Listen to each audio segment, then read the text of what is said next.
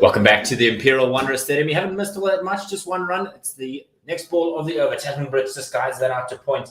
And that is not a run for her. West Indian woman keeping it noisy here. South Africa need 174 runs to win on top of the single that they already have. Brits is on 0. Laura Volfart on 1. And we are back with you live on 1WSR.com, on Facebook, on YouTube. We're also on Cricket South Africa's website as their live player. We are the official radio broadcasters. Elena in again, passing the umpire. And this one just beats the bat of Brits. It's a lovely delivery. It's just pushed at that one, at Volfart rather. And for 100 in the previous game, she really wants to make sure that she continues this form as they head into the World Cup. Not long now. The women's, South African women's and West Indian women's teams will leave in the next couple of days for New Zealand. We are blessed with glorious weather here at the Imperial Wanderers. Right arm over the wicket. Elena, this is smashed in front of point rather. And the sweeper out on the cover boundary does the field. And they get through for 1. It's 2 without loss. My name is...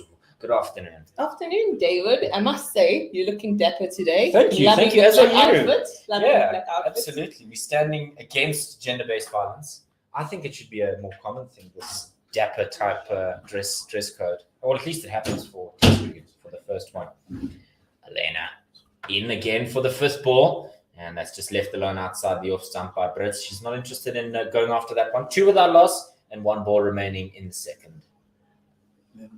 Volfart is on 2. Brits on 0. Yet to get off the mark is Brits.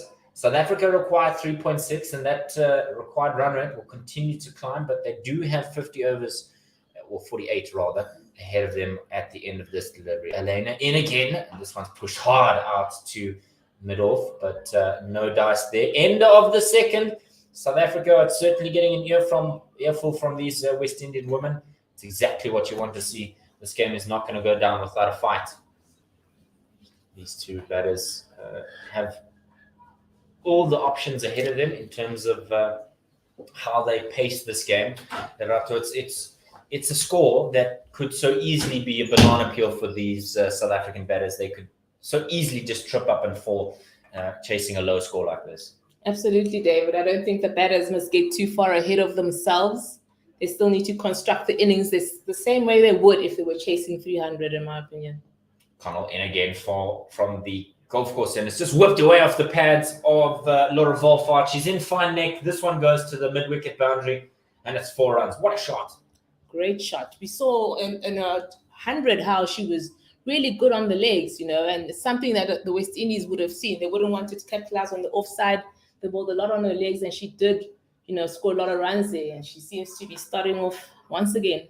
Just straying onto the pads that Connell's whipped away to the vacant mid-wicket region. There's only mid-on and short fine leg in place. This one beats second slip, and Gully takes a bit of a hand from Gully as it goes down to the third man region. They get through for 1, 7 without loss, and suddenly the game has shifted slightly in momentum. Good bit of work there from Williams to collect down in the deep. South Africa, Lerato, are a batter short because of the injury to Trisha Chetty, and that's going to be a concern for them ahead of the World Cup. Definitely. Let's hope it's just a over precaution, really, that it's not too serious. We've seen the West Indies suffering a few injury blows, and the last thing that any other team wants is to add to that list. So let's hope that she's all right.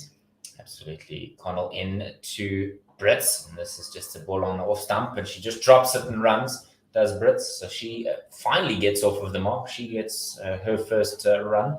Partnership now worth 8. But it was the West Indian captain in the previous game, Trisha Chetty in this game, Nation as well in the previous game. So a couple of injuries here, and that's a concern definitely for these teams ahead of the World Cup. You want to have your strongest team available to you, and the last thing you want is an injury, and a serious one, ahead of such a crucial tournament. This one's on the feet rather of Laura Volfart. She just pushes this, trying to go wide to that right-hand side of the mid-on, but a good stop in the end. She doesn't get a run.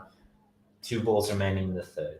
I think the one big problem with the South African selectors is who do they move down the order once Lizelle Lee comes back? You know, Tamsin Brits and Laura Wolfart, they've been quite consistent this series.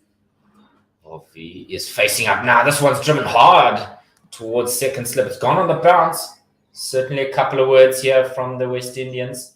They're not going to keep quiet about this. They want that wicket of Wolfart early here.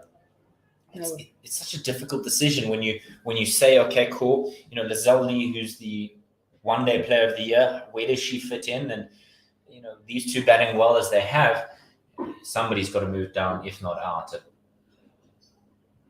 Connell in over the wicket, rather. And this again, hard push from Wolfart. She's a little bit frustrated with herself. It goes on the bounce to second slip, 3 gone, 8 without loss. A bit frustrated, you're right. I think that's a strong area there. She always looks to capitalize, but not getting through that. Yeah, it's going to be interesting because you feel, you know, these two have sort of, you know, they got starts throughout the series, but haven't really pushed on to have a big opening stand. We know what Lizelle Lee does when she's in there, you know, the power, the brute force that she comes with. So it's going to be very difficult. But I mean, kudos to Tasman Brits. She's come into the series, you know, really, you know, using her opportunities. Although she hasn't kicked on, she's had solid starts, which have always helped the team. Certainly. Now, Elena to begin a new over. She comes right on over the wicket. And that one's just whipped away off the feet of Tasman Brits. And it's a good bit of fielding there to cut it off from the mid-on fielder. She had to move around quite a lot to cut that one off. But South Africa will only get a single there. 9 without loss. And the current run rate is 2.8. Where they need to go to 3.5. But the West Indian men haven't had much of a better outing against India in the first one international in Ahmedabad. They were all out for 176, so it's a 170 type day for the West Indies. This one is on off stump, and Wolfart just dots that out into the offside. They scamper through for 1. That's so great. They had a good T20 series against England there. I thought, you know, they'd be pushing on, but it's always a different game in that longer format. And we'll see it again here. Wolfart spoke about it, how, you know, they needed to get out of that T20 mindset. You need to take the innings long. You need to take it deep. You know, there's no need to sort of rush through things because 50 overs is very, very long. Yeah, it's a lot longer than you think when you look at the whole, timeline of the game. That one's down the leg side and it's wide. Umpire Harris just stretching his arms. It was Yuzvendra Chahal and Washington Sundar that picked up the majority of their wickets in that first one-day international. And so the Windies not enjoying spin. It was, if not the South African spin of Sine Lewis and that of Chloe Tryon that bamboozled the Windies woman here. It was spin abroad in Ahmedabad. This one is laced hard, but not quite timing it as well as she wanted. She hit it with a great amount of force, but not quite timing it as well as she wanted with Brits, and so that just gets a dot for her trouble. That's often been the way her innings has flown throughout the series. She's often, like you say, almost wants to hit it too hard, you know, make a point, you know, set her intentions, and sometimes, you know, that's what gets you into trouble. Just deep point out on the offside. She does that again. It's a similar type shot. This time she sets off for a single and will get 1 for it. 12 without loss and 2 balls remaining in the 4th. Elena, sorry to cut you. I was going to say, she came in as a concussion substitute on Thursday, and today she's opening the bowling. She's quite the all-rounder. You know, it's almost like her first official go this series, so it's important for her to filling in for Shakira Salman, who has been outstanding this series. Yeah, absolutely. It's always that pressure when you come in, particularly in a series this size. This one's driven out square. There's a fielder out there on the boundary, and they'll get through for 1. Wolfart now moves to 9, and Brits is on 3. The total is 13.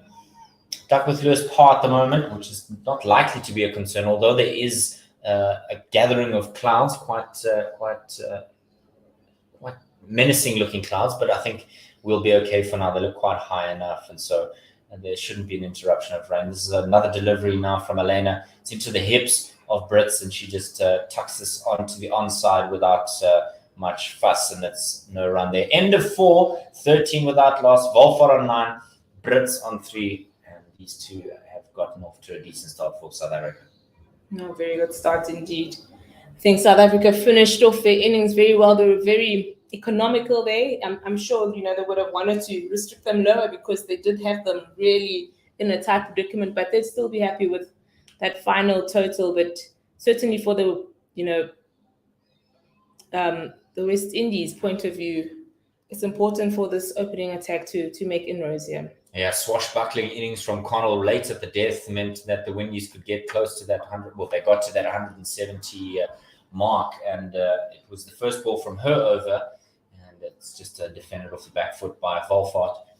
Laura Wolfart is just class. I don't know what else to say, but she's just pure class when it comes to batting. Her technique, her temperament, and the way that she goes about building her innings is a joy to watch. She's an absolute all-rounder, and I guess it comes back to that topic, where do you want your best batsman batting? Connell in to Wolfart, she punches this down the ground. That split the fielders between Miron and Midorf. Midorf is the one who's got the skates on there, and they're able to get through for 2. It's such a difficult one because you think of where she is in the team in terms of the balance of the squad and who bats best with Lizelle Lee, I think is the question you've got to ask, and probably you might say Laura Wolfart, but you'd like to have Laura at 3 maybe and not expose her up front all that early. So it's a difficult decision for Hilton Mooroing and his team. Connell in again. This is a shorter delivery, and Wolfart just jumps up onto her toes to defend this. No run. Yeah, we've had Laura Goodall, who's been coming in more consistently at 3. She's the one that's going to the World Cup. Today we've got Audrey Steyn, who's coming in at 3. She's not going to the World Cup, but she's playing in this game. It's a difficult one because you don't want to perhaps play a player who's not going to the World Cup because it may upset combinations. Connell in again. This one's short and wide and slapped out to that fielder out there in the deep, and they'll get through for just a single 16 without loss and 2 balls remaining in the 5th. But at the same time, somebody who's been in the bubble, and it's a discussion that's been had since bubbles came into effect, is taking players on tours and then they don't play, whether it's a home or away series for you. No, it's incredibly taxing. We were speaking about it earlier, how someone like Jafta was saying she was getting into the bubble early January, and she's probably getting out of bubbles from here to New Zealand in April. This one is inside edge onto the onside. Not quite a convincing shot from Tasman Brits. It was a length delivery that she just tried to work away through the offside, maybe a bit of a punch, but she just didn't quite get it the way she would have wanted. 1 ball remaining in the 5th. So it's been really tough. But I mean, South Africa's World Cup squad, how would you assess it, Dave? It's always a difficult one when your traditional captain isn't with you due to injury. Dene van Niekerk breaking a foot there, I believe. This one is full and on the hips, or not on the hips, rather, leg stump half volley, really. And Wolfart's not going to miss out on that one. Wonderful shot, and it races away to the boundary for 4. 5 gone, 21 without loss. It's always a difficult one when that leader type character is missing from the squad, whether or not their performances have been of a high quality before their injury. It's always that leadership that you feel is missing here and there. And not only does Dene contribute with the bat, but with the ball as well. And so they'll be missing those options in terms of her contributions. But I think having Marizanne Kapp and Lizelle Lee going into the World Cup is going to be a good sign for South Africa. Positives, but I'd love to hear what your thoughts are on the squad after this delivery. Elena is going to continue for her 3rd. She comes right on over the wicket into Tasman Brits, and this has worked away. Lovely shot by Tasman Brits. This is going to race away to the boundary on the square leg, at the square leg boundary.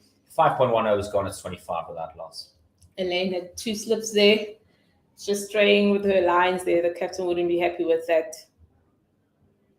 So, pickings for Brits. What do you make of the squad? Yeah, I think it's very balanced. They've allowed themselves to have enough options from the all-rounder point of view, from your seam, and obviously from the batters. And again, it'll come down to those combinations that we speak of. I always think when you go into the World Cup, form is so important.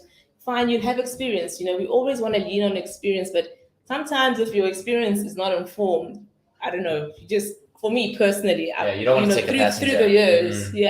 You've been to a World Cup. What does it mean to players to be at a World Cup? Never mind whatever your performances are, but what does it mean for a player to go to a World Cup? It's massive. It's it's basically what dreams are made of. It's what you aspire towards, especially for the women and the men. That 50 over World Cup. Elena in again, and this is just defended off the back foot by Brits. Good watchful shot.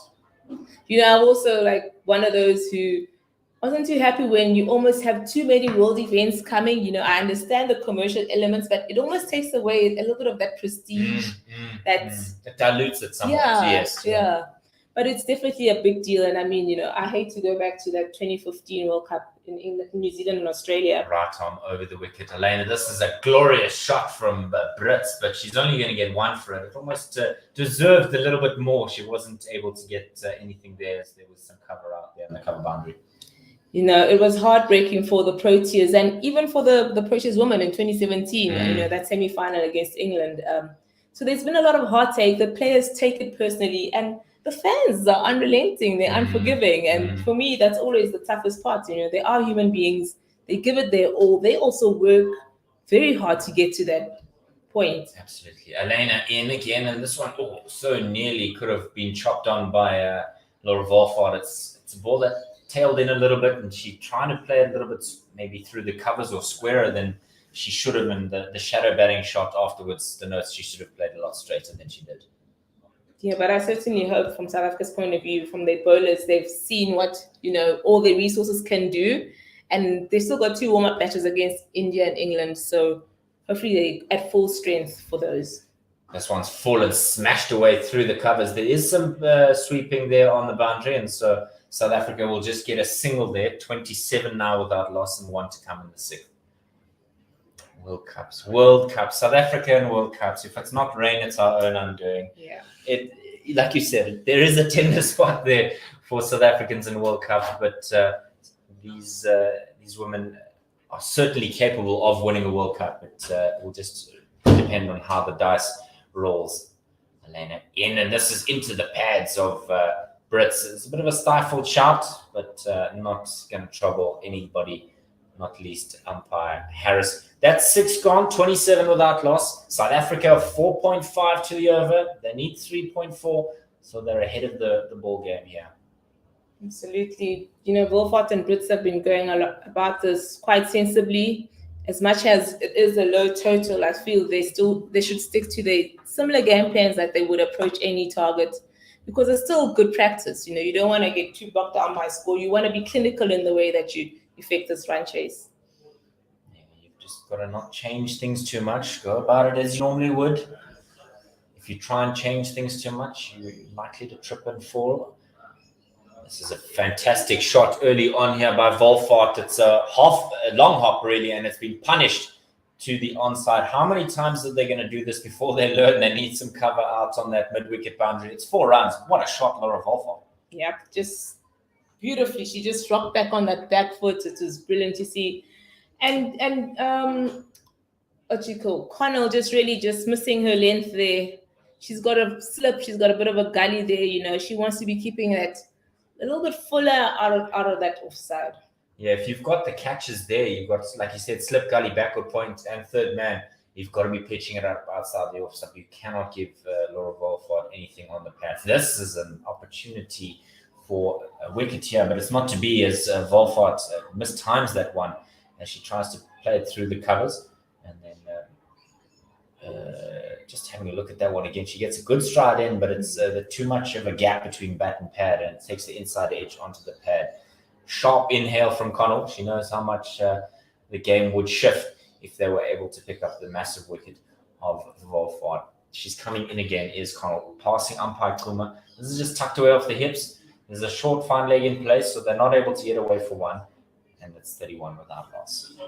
Definitely, Connell has also been the star with the ball for the West Indies. Her and Salman have, they're tall and they've got that height for them going, and the extra pace. They've really set up the innings well. But today, obviously, Salman isn't playing. It's Connell that's there to lead this attack. She's in again now. And this is, again, an attempted short ball, but Wolford's not able to get it where she wanted to. It goes straight to Miran. We just saw a wonderful pull shot earlier in this over, but not able to pierce the gap. these West Indian women will no doubt be feeling the pressure. They'll be mindful of what the story that the scoreboard will tell. And so there's a pressure on them to build up darts as well as hopefully collect wickets. This one is full and wide and driven out square of the wicket, but there's some protection there on the point boundary, and they get through for 1. 32 without loss and 1 away from the conclusion of the 7th.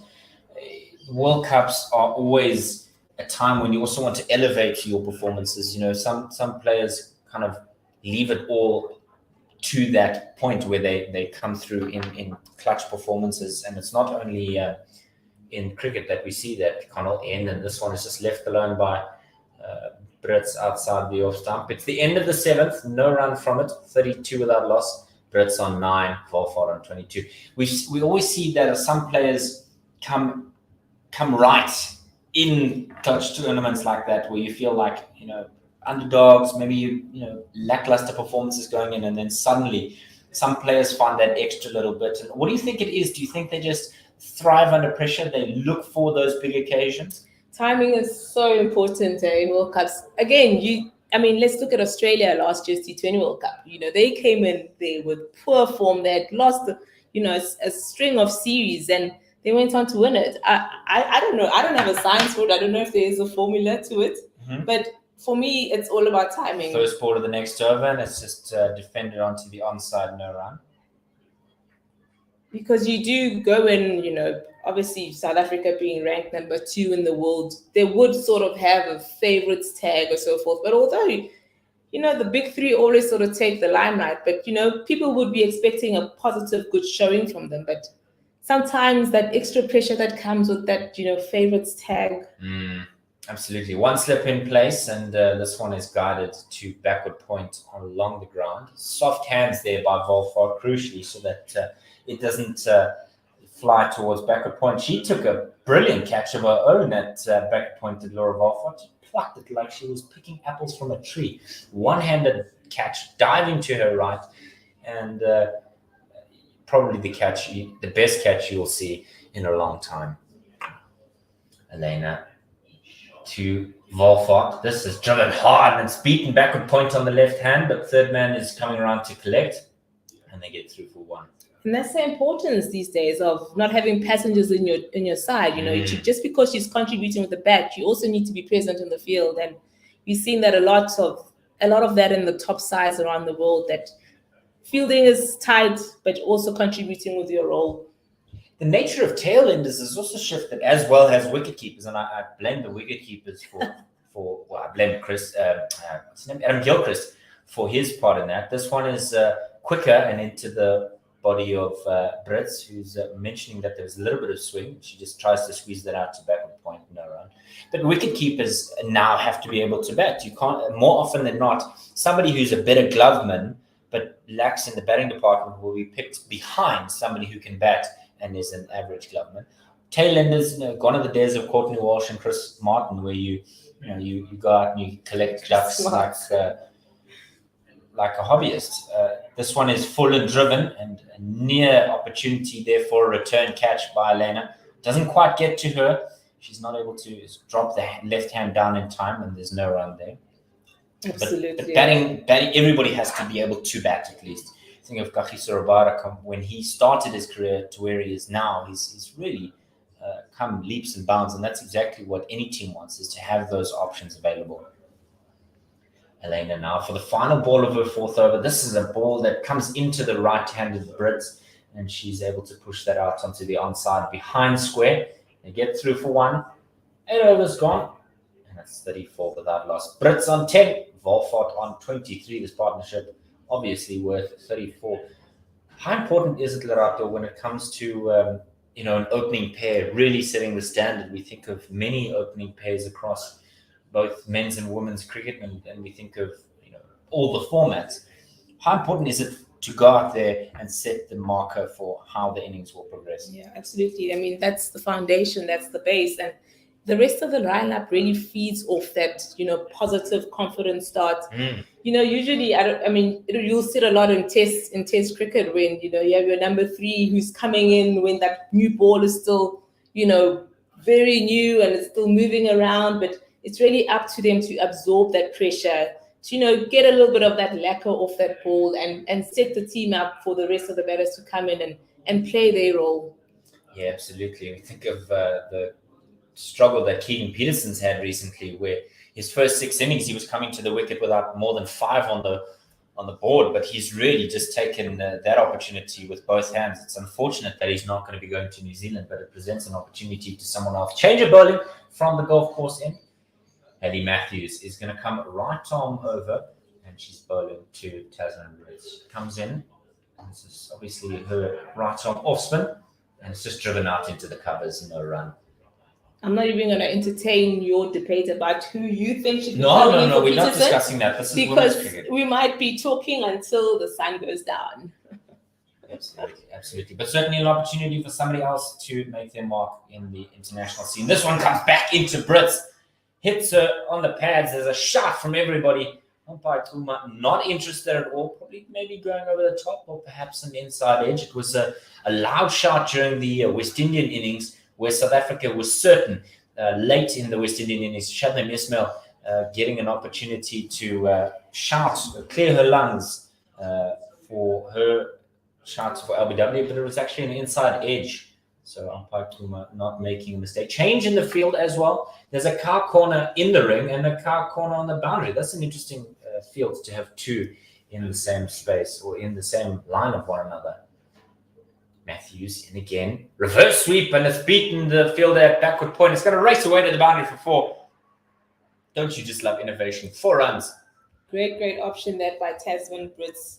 She sort of saw it as a low risk option, had full control of that, and really managed to capitalize off of that. Such good awareness as well. There's always the pothole that cricketers will fall into when there's a change on the onside. They don't make note of where the gaps are on the offside. Slip in place, backward point, cover extra cover, mid off, mid on, 2 cow corners, 1 in and 1 back. And this one is defended out into the offside off the front foot. There is a deep backward square. Nobody at 45. So if she does employ the conventional sweep, she might have another boundary to her name here. Very interesting field to her. Certainly, there's some idea of what Anisa Mohammed would like to achieve. Matthews in again, and there's a bit of a stifled shout there from first slip, but Brits is able to just try and squeeze that away. She looked very unconvincing in the shot there. She maybe just didn't quite read the bounce of that one, but no drama yet for the South African openers. Almost chanceless in their operation of this partnership. This one is pushed to mid-on, but they decide against a run. 9 overs gone, 38 without loss, and South Africa need 137 more to win. These 2 are slowly going about it, but it's effective. 4 to the over. You would think they were batting first, Lerato, the way they're kind of sitting out their stall. No rush, no hurry, just bat consistently and rotate the strike. Absolutely. And like you said, almost chanceless. There's no need. They're almost a run ahead of the required run rate. And, if they just keep doing this, ticking over, we don't know how, Anisa Mohammed's bowling options will be. They do have a lot of changes today, so they need to just really look out every over and really just keep doing what they've been doing. Elena is going to continue from the corner drive in. She's bowled 4 overs, 0 for 14. Really good stuff from her, keeping it tight. She goes to Brits now, to Robert to Volfart, and Volfart's just launched this straight down the throat of mid-wicket. South Africa's Centurion in the previous game is gone, and it's 38 for 1. It's a very, very soft dismissal for Volfart there. Just almost, I don't even know how to describe that. Baffling is the word. Yeah. She's gone for 23 of 33 deliveries. She's trying to turn it onto the onside and just chipped it to mid-wicket. Good catch, because we've seen, I think it was 6 in the West Indian innings. But now she has to make her way back to the pavilion, up those long stairs on the tunnel. Andre Steyn in this game is going to bat at number 3, averaging 23.8. Not what you want from your number 3, but like you said, an opportunity for her to make them regret not taking her to the World Cup. If she picks up 100 here, how wonderful would that be for her? Yeah, it was just a bit of late bottom hand there from Volfart, which elevated the ball, but good catch in the end. Definitely. Just what the West Indies needed. Obviously, Elaine as well, like you said, she's been bowling really well. She's been keeping her lines tight, economical, 1 for 14 of current figures. So her tail will definitely be up. Steyn walks to the wicket. Really an outsider in terms of its selection decisions in this team. And let's give you the field quickly. Mid-on, mid-off, extra cover, deep cover, backward point, third man, slip in place, 45 or a short fine leg, and a mid-wicket. Nobody square at the wicket on the onside, so you don't imagine there's going to be too much on offer on the leg stump half volley. I say that, and then she's absolutely bowled the leg stump half volley, and Steyn gets off the mark with a boundary. Goes down to fine leg. The fine leg in the ring was beaten comprehensively, and what a way to start your innings. Dave, I keep telling you, your superstitions always bring in the commentator's curse, because Elaine just strayed off the leg side there, and easy pickings for Steyn. And she quickly gets off that mark. I think she'll be happy with that. 42 for 1, and Steyn's off the mark with a boundary. South Africa need 133 to win. DLS par is at 28. Good indicator of where you see the game going in terms of the chase. Elena in again, and this one's a length ball on the off stump, and she's only too comfortable with defending that one is Steyn. And she's here to prove a point. She's really got nothing to lose. Absolutely. She's been in the fold for many years. She made her debut in 2014. She's played 30-odd matches, which, you imagine has been curtailed by being in and out of the system, probably playing a lot for the emerging squad. Absolutely. Right on over Elena. This one's carved in front of point, but she's managed to pick up a dot there, has Elena. Good bit of work there from her to keep things quiet. 1 for 18 from 4.4. Continues to remain frugal in her bowling, and she'll want more wickets, certainly. The South African squad has enough batting power with options aplenty, but it's going to come down to how well they can manage their partnerships. Partnerships. Right over the wicket. Elena, this is wide on the offside. Just trying too much, and umpire Harris signals wide. At the end of this over, there's going to be a commentating change, and it's going to be Tsepo Tayela and Chris Tyndale-Biscoe, the legends, the young guns. They will be joining you at the end of this over. I want to thank Lerato for her company in the first 10 overs of this run chase for the South Africans. Right on over the wicket, Elena in, and Steyn is able to just carve this to the right hand of backward point, and the deep cover fielder does the cleanup work. 1 from that. It's 44 without loss, and 1 ball remaining in the 10th. Steyn on 5, Brits on 14. This partnership worth 6. South Africa 131 runs to win needed, and they're going at 4.5 to the over, well ahead of the rate required. DLS par at this point is 28, so South Africa almost double in terms of their way ahead. This one was a full toss, absolutely hammered to mid-off, but not able to pick up a run. Steyn's unimpressed. 10 overs gone, 44 for 1. Tsepo Tayela, good afternoon. Good afternoon, David. What a finish to the over. Powerful shot, but unfortunately not finding the gap. There did Steyn, or actually Tasman Brits should have known with the power that we saw with that shot. But after 10 overs, South Africa 44 for the loss of 1. Steyn on 5, Brits on 14. Tsepo in the commentary box with Chris Tyndale-Biscoe. How you doing, Chris? Yeah, very well, thanks. And you? At the same point, the West Indies 48 for 1. But obviously, we know they had a really strong start and weren't quite able to capitalize on it. It was sort of at this point where the runs started to dry up in that first innings. We have Hayley Matthews coming in from the golf course end. She has a slip, backward point, forward point, cover, mid-off, mid-on, mid-wicket, a deep backward square leg, and also a deep cow corner. So both fielders in the deep on the offside, on the onside rather. They should also have one, or can also have one more fielder out the ring, but deciding against it. And as you're saying, Chris, this is the point at which the run started to drive for the West Indies, as umpire Toma just giving the signal for power play. And runs seeming pretty hard to come by. There's a lot of turn in this pitch. There's definitely something on offer here for the bowlers. Hayley Matthews, right arm over. It's full and straight. A big appeal for LBW. But umpire Toma unmoved after that appeal. And the West Indies not too convinced either. Yeah, fair bit of spin on offer. It's the same pitch that they used in that Thursday game, and we saw how effective both Sinelis and Chloe Tryon were in that South African innings. Almost makes it confusing how many seamers were in that South African 11 when we saw how much spin was on offer. This one, a good length, but very wide of the wicket on the offside. Steyn just watches it into the gloves of Campbell. No run, 44 for 1. Real electric atmosphere, if I'm honest. It's a small crowd today, but a very lively crowd.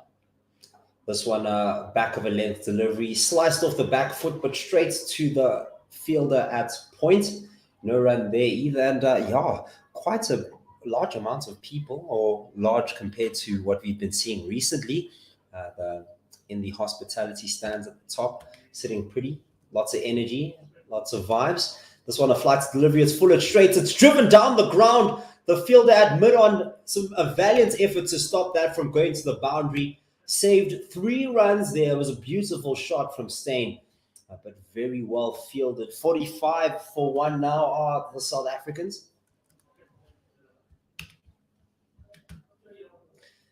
And it's all about keeping the run rate ticking along, keeping the scoreboard ticking. This one, a half volley outside off stump. Beautifully driven through the covers for a fantastic boundary here for Tasman Brits. 49 for 1 now. Yeah, obviously South Africa lost their first wicket. Laura Wallard, she's been the backbone of the South African batting lineup. But now there's a real chance to rebuild. And it can be a point of difference between overs 10 and 20, where the West Indies slowed down. Although they managed to hold on to those wickets for an hour, it meant that the middle order was under a little bit more pressure. If South Africa could keep the runs flowing here, I think it could be a reasonably straightforward chase. Good length delivery that stayed very low as it went towards off stump, off the back foot, blocked by Brits. Kept that out to end the 11th over on a dot ball. 49 for 1, Steyn on 6, Brits on 18, the partnership 11. And South Africa need 126 runs to win the decider. And just talking about the backbone of the team, Laura Wolfhard, yes, she's the top run scorer for the South Africans after her century. But before that, it was Tasman Brits, who was scoring not prolifically, but constantly made some contributions at the top of the order before going out for like about 30 or so. Right. Yeah, so far in this series, we've seen 4 batters score at least 100 runs. And Tasman Brits is not far away from being the 5th on that list. She's got 89 runs so far in the series. Deandra Dotton, obviously, head and shoulders above everyone. 235 runs in total, an average of 78. And that 150 that we saw, that the rain came in and saved South Africa a little bit.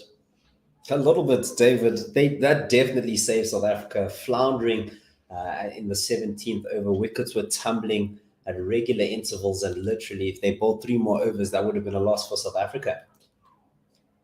But it does mean that this match is set up perfectly as the decider. 1-1 going into this 4-match series.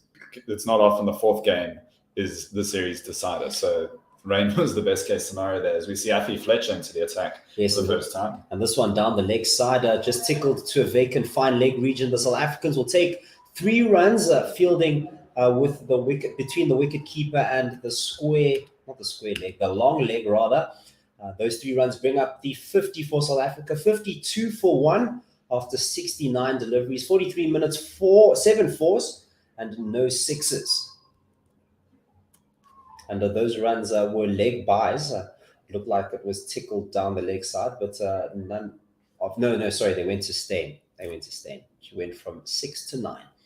Afi Fletcher, right arm over, golf course end, it's flighted, it's full, it's on the leg stump, inside out drive, was airborne as it passed the fielder at cover and goes down to long off for a single. 53 for 1, long off cover point, a deep point, a backward point, a slip on the offside, on the onside, backward square leg, a deep mid wicket, a mid on, a mid wicket, and now the long off has turned into a mid off, and the cover, or the extra cover before, is now a little bit closer to conventional cover, a little bit more square.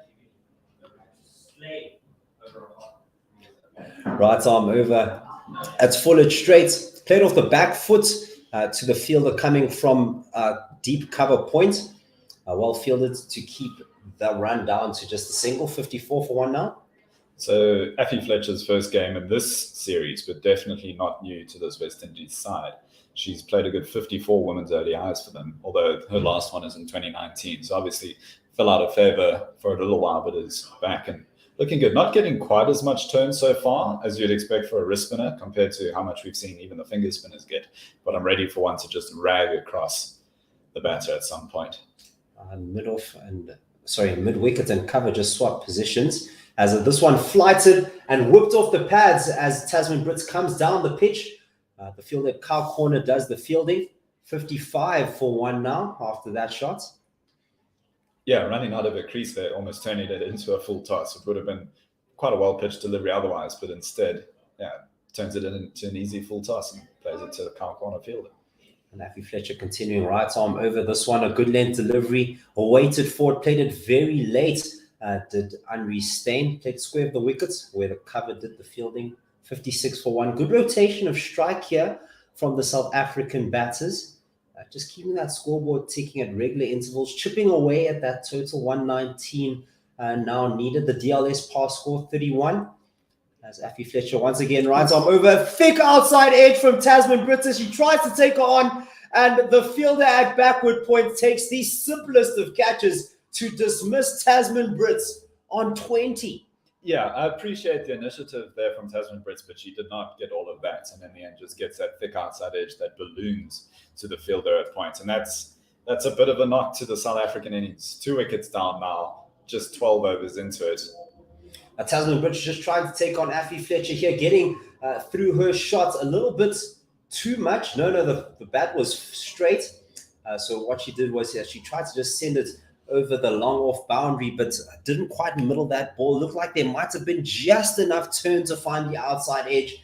And Effie Fletcher strikes. South Africa 56 for one as Captain Sune Lus comes to the crease now. Yeah, Sune Lus, I guess the South African captain coming in at 4, pretty at odds to Anisa Mohammed, who brought herself in at number 9. She's the only captain in an international side to bat later than 9 in the last 4 years. The last player to do that was Ranawira, the Sri Lankan captain, who did that in 2017. Other than that, Anisa Mohammed, because she batted also at 9 when South Africa played them in the West Indies last year. I guess even in men's cricket, you don't see too often that just an out-and-out bowler is the captain. It's normally the batters or all-rounders. What about Paddy Cummins? Even he's verging on the edge of all-rounder nowadays. He can definitely hold the bat. But he's, I guess, out-and-out bowlers. He was the first Australian to take an Ashes 5 first since Richie Beno. That's a big crazy. Gap there. That's Fletcher coming right arm over from the golf course end. Henri Steyn leans back, plays this a square drive on the up towards deep point for no run. There's a deep point, a slip, a backward point, a cover, a mid off on the offside, on the onside, mid on, mid wickets, deep mid wickets, and also a deep backward square leg. And the deep point now coming into the circle. No other fielders going to the boundary. So this is for the new batter, Sune Lus. No immediate threat of rain, but obviously you can use the DLS as a gauge of how the team's going so far. And obviously that score shoots up after the wicket. DLS scores currently 45. South Africa sitting right at 57, but another wicket. Ooh, what a delivery here from Fletcher, pitching well outside the off stump and turning sharply, just jagging off there or turning off the pitch. Very close to that off stump. Yeah, Hayley Matthews getting a fair bit of purchase. As we were saying, surprising to see the finger spinners getting a little bit more turn than the wrist spin we saw in the last over. This one pitching outside off stump again, but this time Lus gets the pitch of the ball, drives it to mid-off for no run, 57 for 2. Now, I guess consolidation is the key here. There's no issues with the run rate at the moment. I think you just want both of these new batters to get themselves in, as we see a thick underedge there from Sune Lus. Yeah, dribbles down to the third man region. They go through for a single. Fired in delivery there. Hayley Matthews putting a little bit more pace and more rip on that one. And Sune Lus getting that under edge. 58 for 1 at the moment. And just keep rotating that strike. Nothing too flashy now, which is what really surprised me about the Brits' dismissal. As this one, a good length delivery on off stump, punched off the back foot by Stain to cover for a single, 59 for 2. On another day, I suppose that Brit's dismissal goes for 4 and we don't really think about it and we praise the initiative, if anything, but not today. But Chris, I mean, we've seen how much the ball turns here, and you could see that she tried to get to the pitch of the ball to negate the spin. Beautiful shot from Sine loose. It was over pitched, the half volley, and she dispatched it through the covers, bisecting the field at cover and mid-off, and there was nothing they could do but just marvel at the beautiful drive that was. 63 for 2. Yeah, fantastic drive, bisected the field perfectly, and nothing you can do about it at that point. That was over the boundary before we could even say anything. Power and placement from the South African captain. You love to see it. She's now on 5 after 13 overs, staying on 13, and South Africa on 63 for 2. 112 to get now. DLS score 47, so we're well above that. Yeah, South Africa favourites at the moment, but we've watched enough cricket that we know how quickly things can change. Even this West Indies innings, they got to over 100 for the loss of just 2 and then lost 4 wickets for just over 20 runs. Oh, Effie Fletcher, a flight to delivery. It's a good length drawing, staying forward. She gets an outside edge, but it just beats the fielder at slip. Oh, wow, a lot of turn here. It's exciting cricket. This game, anything could happen. Hanging on a knife edge is definitely not easy to bat. As Fletcher comes in again, it's flighted, it's straighter, played late now to the fielder at cover for no run. Yeah, happy to get on the back foot and wait for that one was Andrea Stein. I think she's seen that Effie Fletcher, when it does rip, it is properly dangerous. No doubt about that. Lost a partner there, almost lost herself. Getting to the pitch of this one now, driving it through the covers. Well fielded by Hayley Matthews. She did get a paw to it, but fumbled. Yeah. So they scampered through for a single. That was pretty dangerous single. They set off before it was clear that Matthews had fumbled it. If she'd actually managed to hold on to that, I think that was almost definitely going to be a run out. So a little bit of a life there for the South Africans. Not quite the same sort of life that they were giving Deandra Dotson and other West Indies batters in that first innings. There's also something to be said about putting pressure on fielders with the running of flighted delivery. A good length, turning into the right-hander. The wrong end, the straight one, the googly, whatever you want to call it. It was not read by Sine Elise. And thankfully for her, I guess it was probably going down leg and maybe even a little bit high. Mostly down leg was the issue there. But the impact is also down leg. Putting pressure on the batters. This one pitching just in front of leg stump, a good length, a full delivery rather. This gets to the pitch of that, blocks it out, no run there. A very exciting over here from the spinners.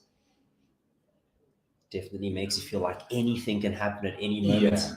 As a flight to delivery, good length, played late and low off the back foot, didn't get too much bounce. Cover does the fielding, no run there, 64 for 2 in what was an eventful over. Yeah, you wouldn't tell looking at the scorecard, but that thick outside edge of the first delivery, what could have been a run out. And yeah, just a couple of runs in the end. And just speaking about that run out opportunity, it was driven hard, driven with purpose, Yeah. got to the fielder quickly. So it would have been difficult for them to get through for a single had it been picked up cleanly. But there is something to be said about putting pressure on the fielding team by taking the quick singles. I think they set off almost not expecting Hayley Matthews to get a hand to it. And then when it stopped, there was panic in the middle of the pitch. Yeah, a little bit of hesitation there as well. Looks like we're probably going to have Captain Anisa Mohammed coming into the attack here. The experienced campaigner, 136 matches under her belt, 1,003.2 overs under that very same belt. So, yeah, very, very experienced, yeah. Plenty of spin options in this West Indies side. I think they've chosen a good 11 for, given what they had available in the squad and given the pitch conditions. This delivery, right arm over comes Anisa Mohammed. It's short, pitched outside off stump, played square of the wicket to point for no run. Coming in for a second delivery now. It's a good length delivery. It's straight and it's played down the ground by staying to long on for a single, a casual single taken by the South Africans. 65 for 2 now. There's a slip, a backward point, cover and mid off on the offside. a mid-wicket long on, cow corner, and a backward deep square leg on the onside. So lots of space here on the onside as this delivery flighted it straight on the leg stump. And a very well-placed block here by Sunelus, bisecting the bowler and the straight mid-wicket. Get a single, 66 for 2. That brings Steyn on strike. She's sitting on 15 now. She'll be here to marshal the team, even though she's not in the one-day international side for the World Cup. A flighted delivery outside that off-stump blocked for no run. And she'll have a point to prove, maybe just to say, selectors, I'm still here. Don't worry, there's another World Cup coming. Yeah, I guess it's a double-edged sword. You want to see her do well, but the selectors may also be ruining it if you see that she does put together a good innings here, and then knowing that she's not going to be part of that touring squad. A good length delivery that Steyn gets to the pitch of, punches this down to long on for a single, 67 for 2. Sunelus on strike now. A good length delivery played off the back foot, a punch to cover. They thought about the run after there was a fumble. Yeah, you say they thought about it. I think Sunelus thought about it, and Andre Steyn was pretty glued to her crease there. Thankfully, Sunay recognized that fact before she got too far down the pitch. That's good to see. And that ends the 15th over. The West Indies were 67 for 1. South Africa 67 for 2 at the very same point. So Steyn on 16, Loose on 6, and the partnership on 11. Yeah, again, this could be the difference between the two sides. The South Africans do need to make sure that they hold this middle order together and don't lose those quick wickets. It's going to be difficult. I mean, even Anis Mohammed, although she saved herself a little bit later, got the other spinners on first. I think she's the 3rd highest wicket taker in women's ODIs, and definitely the West Indies' highest wicket taker. On a pitch that's turning like crazy. Back of a length delivery here from Affie Fletcher coming from the golf course end. A square drive towards deep point for single, 68 for 2. And as you heard, a deep point, backward point cover, mid-off, mid-on, mid-wicket, deep cow corner, and a deep backward square leg. Good length delivery from Affie Fletcher, outside off stump, just blocked to cover no run. It's still 68 for 2 at the moment. And flight delivery in line with middle stump, blocked out again by Sunelus. And South Africans won't be doing anything too flashy now. Also forgot to mention a slip here on the offside. Yeah, I guess there's 2 ways you can change the length of the bowling. One of them is to get all the way out of your crease like that. There, Sunelus got far out on the front foot on the previous delivery. And this one as well, getting to the pitch of that ball, it was a flight delivery full. Driven, but got the outside edge as it ran to point backward, no, deep point for a single, 69 for 2 after that. Affie Fletcher coming in for her penultimate delivery. Getting a lot of flight here. This one in line with leg stump and just tickle to leg side. Mid-wicket does the fielding, no run there. And as I was mentioning earlier, South Africans, the key for them, as you said, would be not to lose any wickets, especially in these middle overs. As long as they have lots of wickets in the bank. A big appeal here as it pitches very full and in line with leg stump. It looked like an edge to me, but the West Indies were very, very high-voiced for that appeal. Unmoved was the umpire, and that ends the 16th over, 69 Very for 2. interested to see the replay. From here, it didn't look too bad. It looked like a decent shot. Obviously, umpire Stephen Harris has a few advantages over me. First of all, he's a much better umpire than I could ever be, and then also he's quite a lot closer to the action. So I trust that he made the right decision there. I would like to see the replay there from way up here in the media center. It did look like there could have been an edge. Wasn't really sure about the appeal. It was quite a loud one, so maybe not as edged as I might have thought. Anisa Mohammed coming in from the golf course end. A good length delivery outside off stump. Sunelus tries to carve it through the offside, but hits it straight to cover. No run, 69 for 2. That seems to be the area that she's targeting against Anisa Mohammed and just everyone at that end where she's trying to drive it. A big appeal here from the West Indies. Died down quite quickly, though. It was straight. Sunelus, a big front foot step, getting to the pitch of that. Probably wrapped her on the pads. Nope, going down leg, turned quite a little bit into her. And this one flighted on leg stump and driven straight to the fielder here at a straight mid-wicket. Yeah, Sinellis does seem to, at least when the ball's on the right line, to be targeting that gap between long off and oof. An attempted sweep here, trying to send it through the onside now. Big gap in that square leg region. She misses that, all ends up as it's pitched full and outside off stump. There were zing bells flashing, but it was quick hands from Camel behind the stumps. 69 for 2, penultimate delivery for Anisa Mohammed. This one is back of a length. Sunelish trying to carve it again through the cover region, but hitting it straight to cover. And you can see a little bit of frustration here. She just can't find the gap. Yeah, she found it off the very first attempt where she drove it beautifully there between that long off and cover, and has just hit cover almost every time after that. And as we speak, the fielder that was at forward point now moves to a cover point on the boundary. This one is full straight, whipped off the pads in front of square. Long leg will do the fielding as the straight mid-wicket failed to. 70 for 2 after that over. I think it was only the 1 run offered, a very tight over from Anisa Mohammed after 17. Once again, 70 for 2, staying on 17, Lus on 8, and 105 to win. Yeah, feeling under a little bit more pressure than they probably did 5 overs ago. It's mirroring that first innings, and that the runs are drying up as the spinners have come on. And yeah, definitely just need to weather this storm of the middle overs, because the required rates isn't especially high. No. It's so much easier to chase than to set a target when you know exactly what you need to get. Ooh, Effie Fletcher, right arm over, pitching outside off stump. Getting Sunelis coming forward, finds a thick outside edge, beats the field at first slip, and runs to the boundary. A vacant third man boundary for a fortunate 4 runs. It tells you that the slip there is the right option. I mean, we saw that outside edge earlier. Yeah, another one. But yeah, wide of that first slip. She had no chance of getting that. Sure, just looking at that delivery again, literally turning where it bounced from. Gets the batter coming forward, which looks fantastic for the bowler. Why not get a second slip in there, Chris? It must be tempting. If she gets the outside edge again, we may see that plan change. Flight to delivery, Yorker length, literally on the popping crease. Dug out by Sunelis to cover for no run. 74 for 2. Yeah, we haven't really seen a successful onside shot from Sunelis yet, but we understand having to have cover there. So we do still have the deep square leg and deep mid-wicket. When you've got a wrist spinner on, it makes sense, even though the ball hasn't gone there just yet. This delivery is full and straight and blocked out for no run.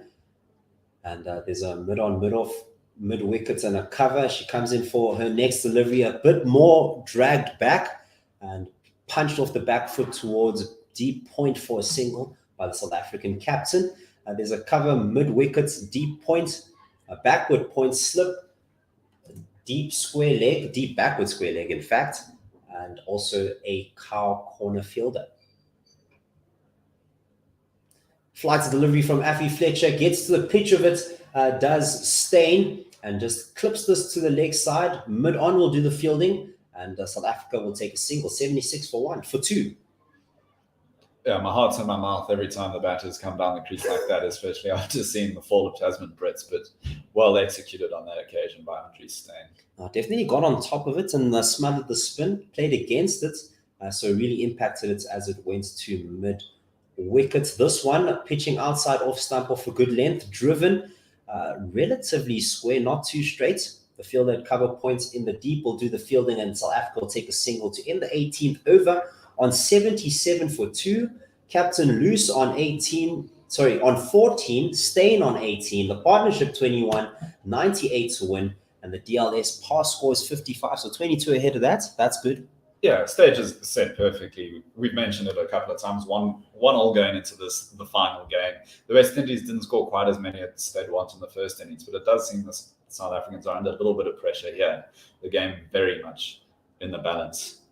I guess for those who weren't on top of the game or watching it at the beginning, the West Indies won the toss and elected to bat. Deandra Dotton, like always, got off to a good start. Unfortunately, Rashada Williams at the other end continued a bit of a torrid tour. Mm. Managed to get 6 on this occasion before being bowled by Shabman Ismail. Then we saw that massive partnership between Deandra Dotton and Kasia Knight.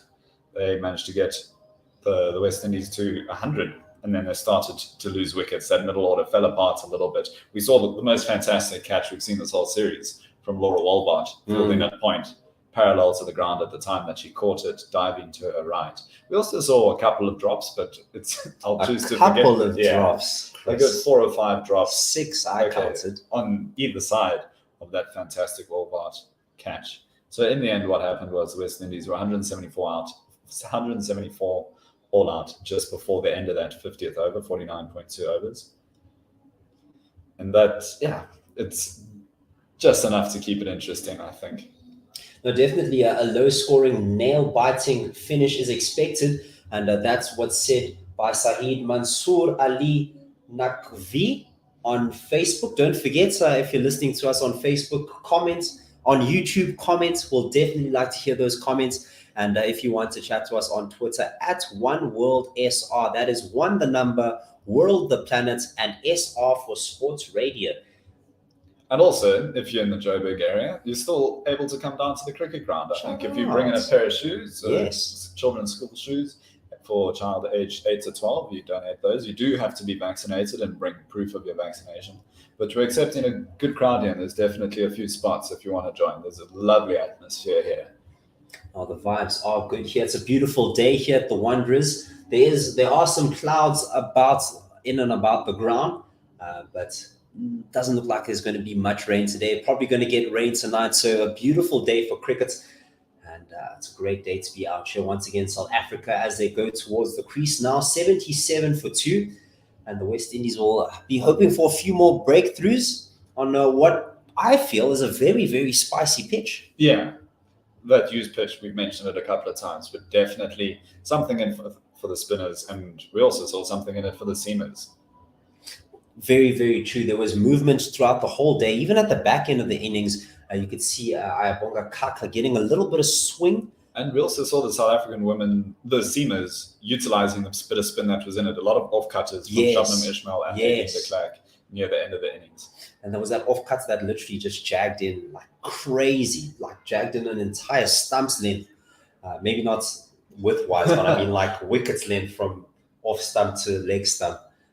But either way, tons of turn, tons on offer here for the bowling team, and all the batting team needs to do is stay in and see where they find themselves with 10 overs to go. 2 overs left in our stint, Chris, as it looks like Captain Anisa Mohammed comes right arm over from the golf course end, darted in delivery. It's a good length. Sunelus tries to tickle this to leg side for a quick single, but Campbell got there quickly from behind the stumps to prevent that. Anisa Mohammed coming in for her second delivery of the over. That's a good length delivery once again, and this time played in front of square to a straight mid wicket for no run. A straight mid wicket, a deep square, backward square leg, a cow corner field, and also a long on the onside as Anisa Mohammed continues. This one dragged down and dragged all the way to cow corner. A powerful shot by Sunelus, but straight to the fielder there. She gets a single. South Africa moves 78 for 2 now. On the offside, there's a slip, a backward points, forward points, cover, and mid-off. Anisa Mohammed coming in again. This one pitching outside off stump and dragged across the line once again, this time by Steyn, straight to the field at cow corner once again, as South Africa get another single, 79 for 2 now. The strike rotation has been quite good. We haven't seen too many boundaries in the recent overs, but the batters at the crease have still been very good about not letting the pressure build up too much against the spinners. A flight to delivery on off stump, whipped by Sunelus. It went to the fielder at straight mid wicket, who was going towards the left, but then had to come to a right, preempting that shot. So on a good delivery on leg stump and successfully tickled now to that vacant square leg region for a single. 80 for 2 now are the South Africans. And after her 3 overs, Anisa Mohammed has gone for just 7 runs with that single off the last. Well, she flew through that over, hey? Jeepers, creepers. The West Indies are getting pedal to the metal here. with their over rates. And as you mentioned, the strike rotation is good. The South Africans seem to be milling the ball a bit better now, seeing it a little bit better. Both batters sort of in now on 19 and 16, Steyn and Lus, respectively. We'll see how long we go with this spin. It's been just overs of spin after spin. Effie Fletcher's continuing here. Flight to delivery on the leg stump, swept powerfully all the way to the fielder at backward square leg, deep backward square leg. She would have wanted to get that a little bit finer to get a boundary there. That was a bit of a freebie delivery, a loose one from Effie Fletcher. Yeah, I guess that's why they do have protection on the onside there for that one that gets dragged down the leg a little bit. It was sweetly timed by Captain Loose. As this delivery is very, very full enough for Steyn to get to the pitch off and make it a full toss, punch it through the offside, bisect the fielders, and get the first boundary that we've seen in a long time. 85 for 2 now after that shot. And yeah, we were talking about how long the spinners are going to be on. You do that a few more times, and Anisa Mohammed may start taking the spinners off. Or she, starts to, if the looser shots will bring a wicket. It'll be interesting to monitor that over the coming overs. Flight to delivery going down the leg side and swept comfortably to the fielder at backward square for a single. And it is going to be interesting to see how long the spinners will last. There's been tons of pressure put on them by the South African batters, by the strike rotation, by that boundary there now. And you can see that Effie Fletcher's a little bit frazzled, missing her line, going down the leg side. This one also pitching on leg stump, but blocked out by Loose. And there's going to be a commentary change for you here at the end of this over. It's going to be Umpo and Lerato after this. 2 balls left as Effie Fletcher comes right arm over. Played very late, did Sune Loose. She punches this to cover for no run as we say goodbye to Chris. West Indies 86 for 2 after 19.5 overs. And we say hello to Lerato. Good afternoon, Tepo. How's the session been for you? It's been very interesting. We've been seeing tons of turning deliveries from the spinners operating, Effie Fletcher being one of them. Oh, and there is a little bit of turn, literally pitching on middle stump, going towards off stump, a late shot from Sune Loose, playing it straight to the fielder at slip, but played it into the ground. So she is safe at the end of the 20th over. 86 for 2 other South Africans. Liz on 17, Steyn on 24, and Tepo is out of the commentary box. Indeed. Great ball that by Fletcher, the leg spinner, really getting the ball to turn away from knees there. Just dropping short of that slip fielder there. And really got an edge. That was an interesting one as Anisa Mohammed resumes, 86 for 2. Halarato. Afternoon, Paul. Good to see you again. Yes. I'll be with you, rather. This one, you are still seeing me in the same commentary box. This one down from Anisa Mohammed, full on middle stump, just played out to that catching mid wicket. Catching mid on, slightly wide on the edge of that square. Andre Steyn getting the next ball from Anisa Mohammed. She gave it a bit of flight, bowled it a little bit wide and full. Andre Steyn looking to play at that, but letting that go through at the last minute to Shemaine Campbell. She's got a slip as well as 4 fielders on the offside in the ring. Anisa Mohammed into Steyn, full and driven straight to the fielder at mid-off. It's an interesting situation here for Andre Steyn. She's not on the plane to New Zealand, but she could finish this series this innings as the top run scorer for the Momentum Proteas. Next one, played off the back foot, quick single taken. Score's going to move up to 87 for 2. Certainly looking to prove a point, no doubt. And she's gone up about really well, 25 now. There's 25 runs now. It's just one of those situations where, you just want to prove everybody wrong. As Sune Loose faces up to Anisa Mohammed, one's on leg stump, defended back out to the leg side, no run. One more ball left in the 21st over. West Indies need one more wicket, you feel, to just open this game up. It is a low score that they've set. We know that Trisha Chetty might not come out to bat, so that batting lineup might not be as a tall order for the West Indians as possible, as this one played out to the offside end of the 21st over. 87 for 2. This partnership is worth 31. 25 for Audrey Steyn, Sinead Lees on 17. Certainly good practice for Lees. You know, we were talking earlier that South Africa played Bangladesh in that opening match on the 5th of March. They'll definitely be, you know, facing a lot of spinners during this time of the match. So a good practice for her with Mohammed and Fletcher coming in from both ends. And it's seen as spin is seen as a Achilles heel for all South African cricket teams. You saw the under-19s at the World Cup, so coming to spin, and it's good practice for the South Africans to use their skills to try and counteract any spin bowling, because a lot of the teams they'll be facing will be coming with some attacks that might be more spin heavy than what they expect. I know Bangladesh will probably have a barrage of spinners. Pakistan's got some really good spinners in their team. So to India, those are the games you need to win. And obviously, you can't forget the West Indies with Anisa Mohammed, Afi Fletcher, Hayley Matthews, who is going to take over from Afi Fletcher, Hayley Matthews, from the caller drive end. She's going to be bowling to Audrey Steyn, Anisa Mohammed, the slip fielder. Ball turning into the right-handed Audrey Steyn, and she plays it off the back foot. Good length out to the fielder at extra cover. That is Rashada Williams.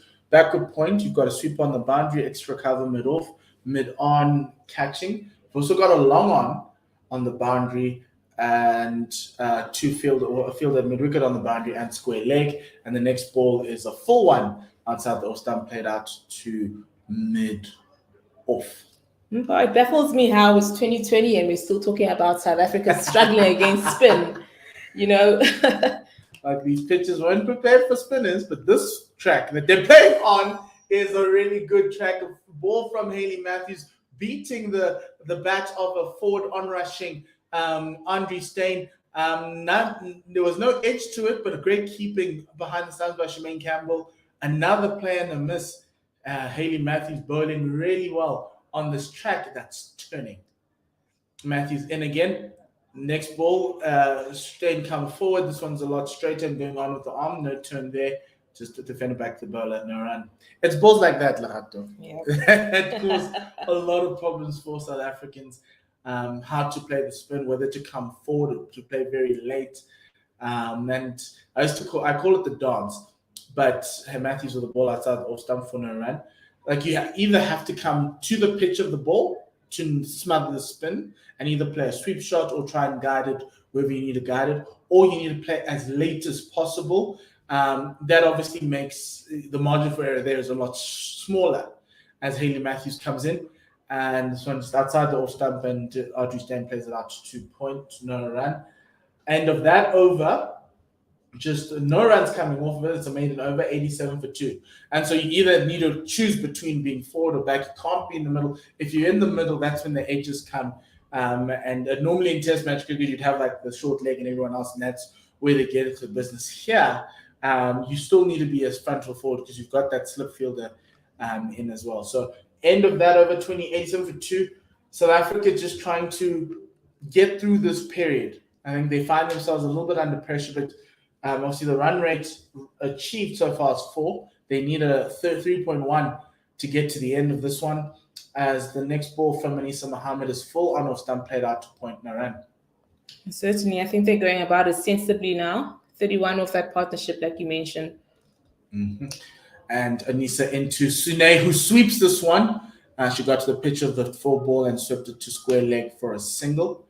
And South Africa's target now is past the halfway mark. So now they need 87 to win. The score is 88 for 2. So Anisa Mohammed with a long on mid-wicket and square leg on the boundary. Audrey Steyn coming down the wicket and playing it straight to that fielder at long on for a single. So she's got her boundary riders on the leg side, and then on the off side is the slip, backward point, cover, extra cover, mid off, and you've also got that catching mid on, slightly wide.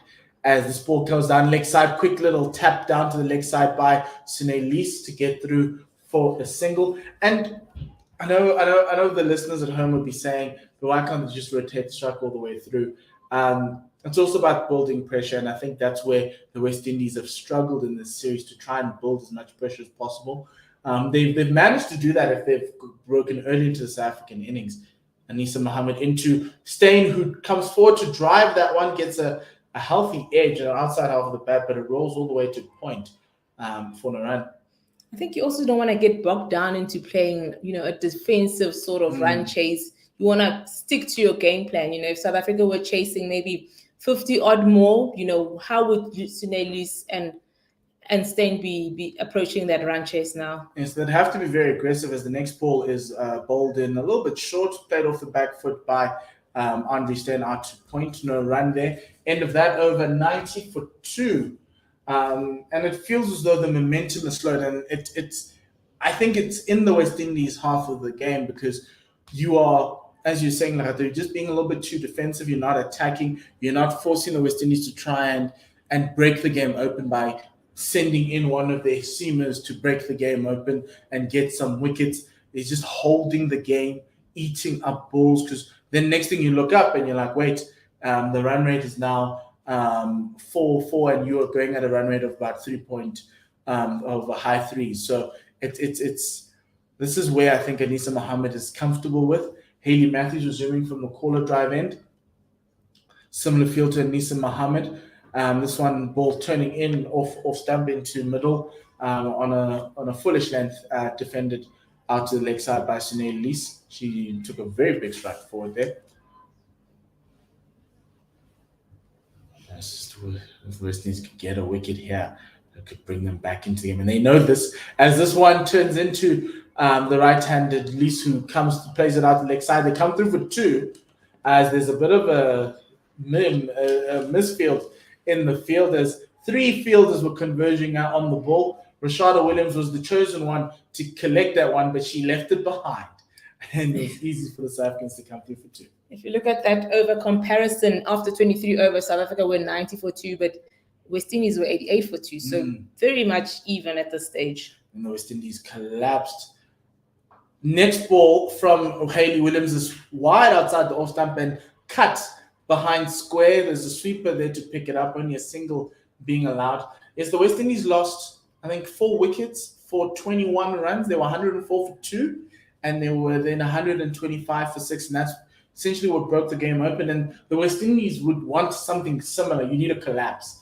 And them slowing the game down is one way to do that, as Matthews comes in short outside the off stump. It's turning into Andre Steyn, who just plays that off the back foot out to the point sweeper for a single. Andre Steyn's played about 32 matches for the Proteas. This is the 33rd, having made a debut in 2014. So she's been in around the team for 8 years, in and out, not necessarily needing to cement a place. And now she's not going to the World Cup, but she's showing her value and the value of her experience, because a lot of the batters in and around her who are trying to make a way in the team don't have that many games under their belt as she does. This one's full on off stump, driven back to the bowler. Great fielding from Hayley Matthews of her own bowling. No run there. 94 for 2. Absolutely. I was going to ask you, what you would think Coach Hilton and the selectors would feel they've achieved from the batters here. Are they happy with what they've seen? Do they have an idea of what they have at their disposal? Hayley Matthews in short and straight, played back to the bowler, no run. The end of that over, 94 for 2. To answer your question, I think one of the things that Coach Hilton would have wanted is to get the batters who aren't Laura Wolfhard and, Lizaldi's not playing in this some form and game time, and some of the batters have and others have not. I think that number 3 spot is still a question for him in terms of runs coming off of Annika Bosch, but she's a traveling reserve. Laura Goodall only had 1 game or 2 games and didn't do that well. Tasman Brits would have been one batter he would have wanted to get some runs, as she looks like the person who's going to take over from Danae's position. She's averaged 25 this series and scored 20 today. So she's in with some runs, but it's not a big one, as Anisa Mohammed comes into Adri Steyn. It's a full toss, a low full toss, as Adri comes down the wicket to play that one straight to long on for a single. And then the other batters like Chloe Tryon, who scored a handy 42 in the last game. So there's signs, but you want a little bit more consistency. And I think that's what the South Africans missed. But one innings can help you find your mojo again, as this ball is full on off stump, played out to long on again. A little bit easy this over for the South Africans, 96 for 2. Absolutely. And they've also got 2 more warm-up matches against India and England, and that's probably where we'll see their strongest 11 coming on. I think the biggest issue was Lazali not being available. I think that one kind of hurt his plans a little bit, as he'd want that relationship to go through. Next ball down the leg side, played off the pads of Audrey Steyn out to the mid wicket for a single. Score goes up to 97. Steyn on 29, Lees on 23, and yeah, I think that's the thing. I think you just need to find those relationships, those partnerships. As this one, next ball down the leg side from Manisa, played off the pads by Sune Lees for a single. South Africans have taken a single of every ball in this over. Score is out at 98. The total now is 77. Yeah, so I think for me that was his thing. But I think also like the bowlers as well. The bowlers need to get to their loads as quickly as possible. First dot ball of the over. This one's full on middle stump. Couldn't play that out, straight to mid on, no run. Certainly. But from a bowling point of view, we still again conceded many extras today. That discipline is just lacking there. No, it is.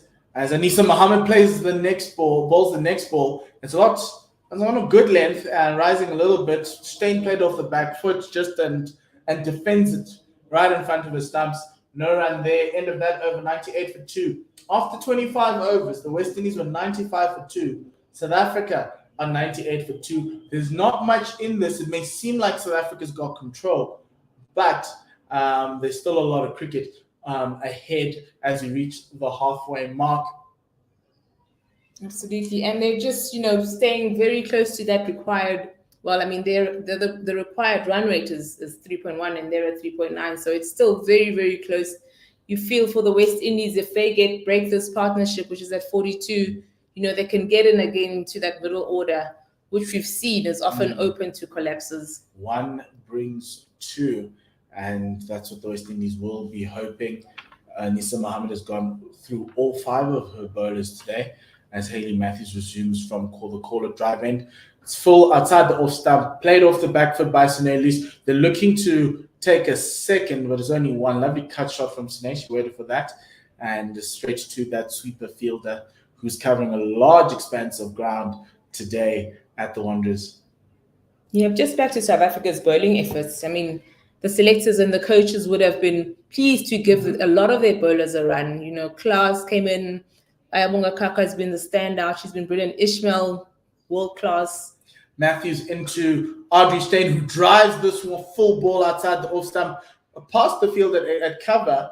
But that sweep, who is Shakira Salman, covering a lot of ground. As South Africa reached their 100, they ran 2 on that one. So it's 100 for 2. This partnership is worth 44. Steyn on 30 and Lees on 25.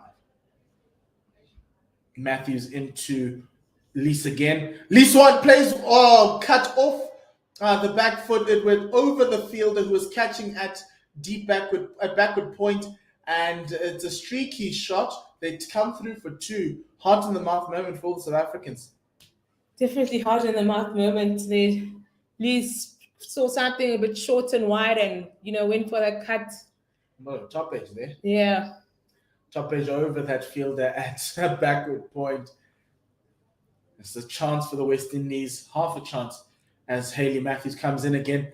This one's a lot quicker this time, turning into the right-handed Lees, who plays that around the corner, but she can only find that fielder at mid-wicket no run. But again, even though they're getting the boundaries, you can see Lees still wants to get her scoring options. She's not just settling for those singles. She still wants to play her attacking nature. Yes, that is true. This one's full and straight on that off stump. Quick ball darted in from Matthews. Played out to that fielder at mid-wicket, no run. Again, and I think that should give the West Indians encouragement that there could be a wicket if an error occurs, like that last one when at least top edged it. Matthews in to Sune. This one is bowled full outside the off stump. She drives that to cover, extra cover, to end that over, no run. 102 for 2. South Africa, 73 away. Yeah, back to our bowlers. We saw Dumisi Kukuna. She came in today, her first match of the series, and she bowled magnificently. She kept it tight, which is her strength. She's not always going to be a wicket taker, but she did manage to get the wickets, and I really felt that it was a good outing for her, especially coming in on the last match of the series. And I think Coach Hilton would be very pleased with the effort of his bowlers. I think Dumi coming through today, bowling really well. Chloe Tryon being some sort of a golden arm for South Africa as well. And you love that. And obviously Nadine didn't have a good day over the past two games, but we know what she's capable of. And I think from that perspective, that's one part of the game where South Africa can keep themselves in games, bowl really well, know that your first change bowlers also are keeping up the pressure. As we see a bowling change from the golf course end, it's Mandy Mungru coming in. She is on debut and is bowling a right arm off spin to the right-handed Audrey Steyn. First ball was played out to the leg side. Next one coming with a lot of side-on action outside the off stump. Punched out by Audrey Steyn to cover no run. It's a lot of learning experience right now for Audrey Steyn and Snellies to see how Mungru bowls, what her strengths are, even for us, because we haven't seen her bowl at this level. But she has been used as an all-rounder for West Indies A before. As Mungru comes in, gives it a bit of flight, plays it off the back foot. This one on that off stump, and Audrey Steyn playing that off the back foot to Rashada Williams, no run. Certainly, I'm not sure for her. It would be great to just, get that first match out the way. I mean, if she is in contention for that World Cup spot. And get that wicket. You want to get that first wicket. This one's bowled on with the arm down the leg side and flicked off the pads by Audrey Steyn for a single. And the fielder at fine leg having to come through to pick that up at 103 for 2. It's interesting that West Indies have come in with the strong, spin contingent. Have they assessed those conditions from the first match, seeing that, the spinners really are getting some purchase here? And, easy ball, just rising off a length down the leg side. Sune couldn't get a lot of bat onto it to steer it to a leg side, but and no run ensuing there. I agree with you. I think it's also a weakness of the South Africans, so they thought maybe they could do that. But also Mandy's in there as a batter. So it's just the easy one, as this one is full outside the off stump, driven to backward point for a quick single. End of that over 104 for 2. Obviously, even with this pitch, because they used this pitch, I think, on Monday. And so it's seen a lot of overs. It's a little bit worn. So with the South African innings, so we try and getting turned. I think the West Indians are also trying to do the same as the South Africans to get themselves back in the game, to keep hold of the game, to hold the game as much as possible. That rate achieved is going down, and that required run rate is creeping up, with South Africa needing 86 off of 23 overs.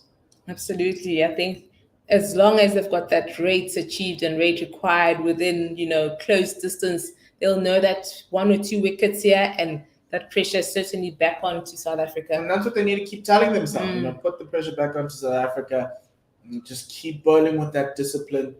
We're going to see a new change in bowling. Cherry Ann Fraser. She's played 2 matches for the West Indies. This is her 3rd match. She's only taken 1 wicket, and that was against South Africa in North Sound in that series. And so she'll be coming in right arm over, right arm medium pacer. The field setting is there's 4 fielders outside the ring for Fraser, fine leg, 3rd man, point, as well as mid wicket. And the first ball from Fraser rises off a length and gets the edge, but goes all the way to the boundary. There is no slip, which would be Anisa Mohammed, and she's asking a captain to have a slip in as that ball goes to the boundary for 4 and brings up the 52-run partnership. Hello. After a few overs of spin to get some chin music there for Sune Lees, it would have been a, unexpected. Yeah, it was really unexpected. She played it well late, but the bounce was what surprised her. And so now we're getting some field placements. I think Anisa Mohammed's putting herself at slip, bringing that field at mid-wicket on the boundary back into mid wicket, conventional on the ring. You've also got backward point, extra cover, mid off, mid on, and fine leg on the boundary with third man on the boundary as well. Cherry-Ann Fraser into Sune loose. It's short and wide, and Sune plays it off the back foot, a cut in front of square for a single. 109 for 2. The score goes up to South Africa's target at 66. Lees has now surpassed Audrey Steyn. She's now on 33, with Steyn on 31. His partnership 53. Really important partnership in the context of the game. The West Indians also had a similar 50-run partnership, but then they ended up losing quick wickets to kind of nullify the advantage they got. Next ball in outside the off stump. Audrey Steyn just opens the face of the bat and lets it run down to third man for just an easy single.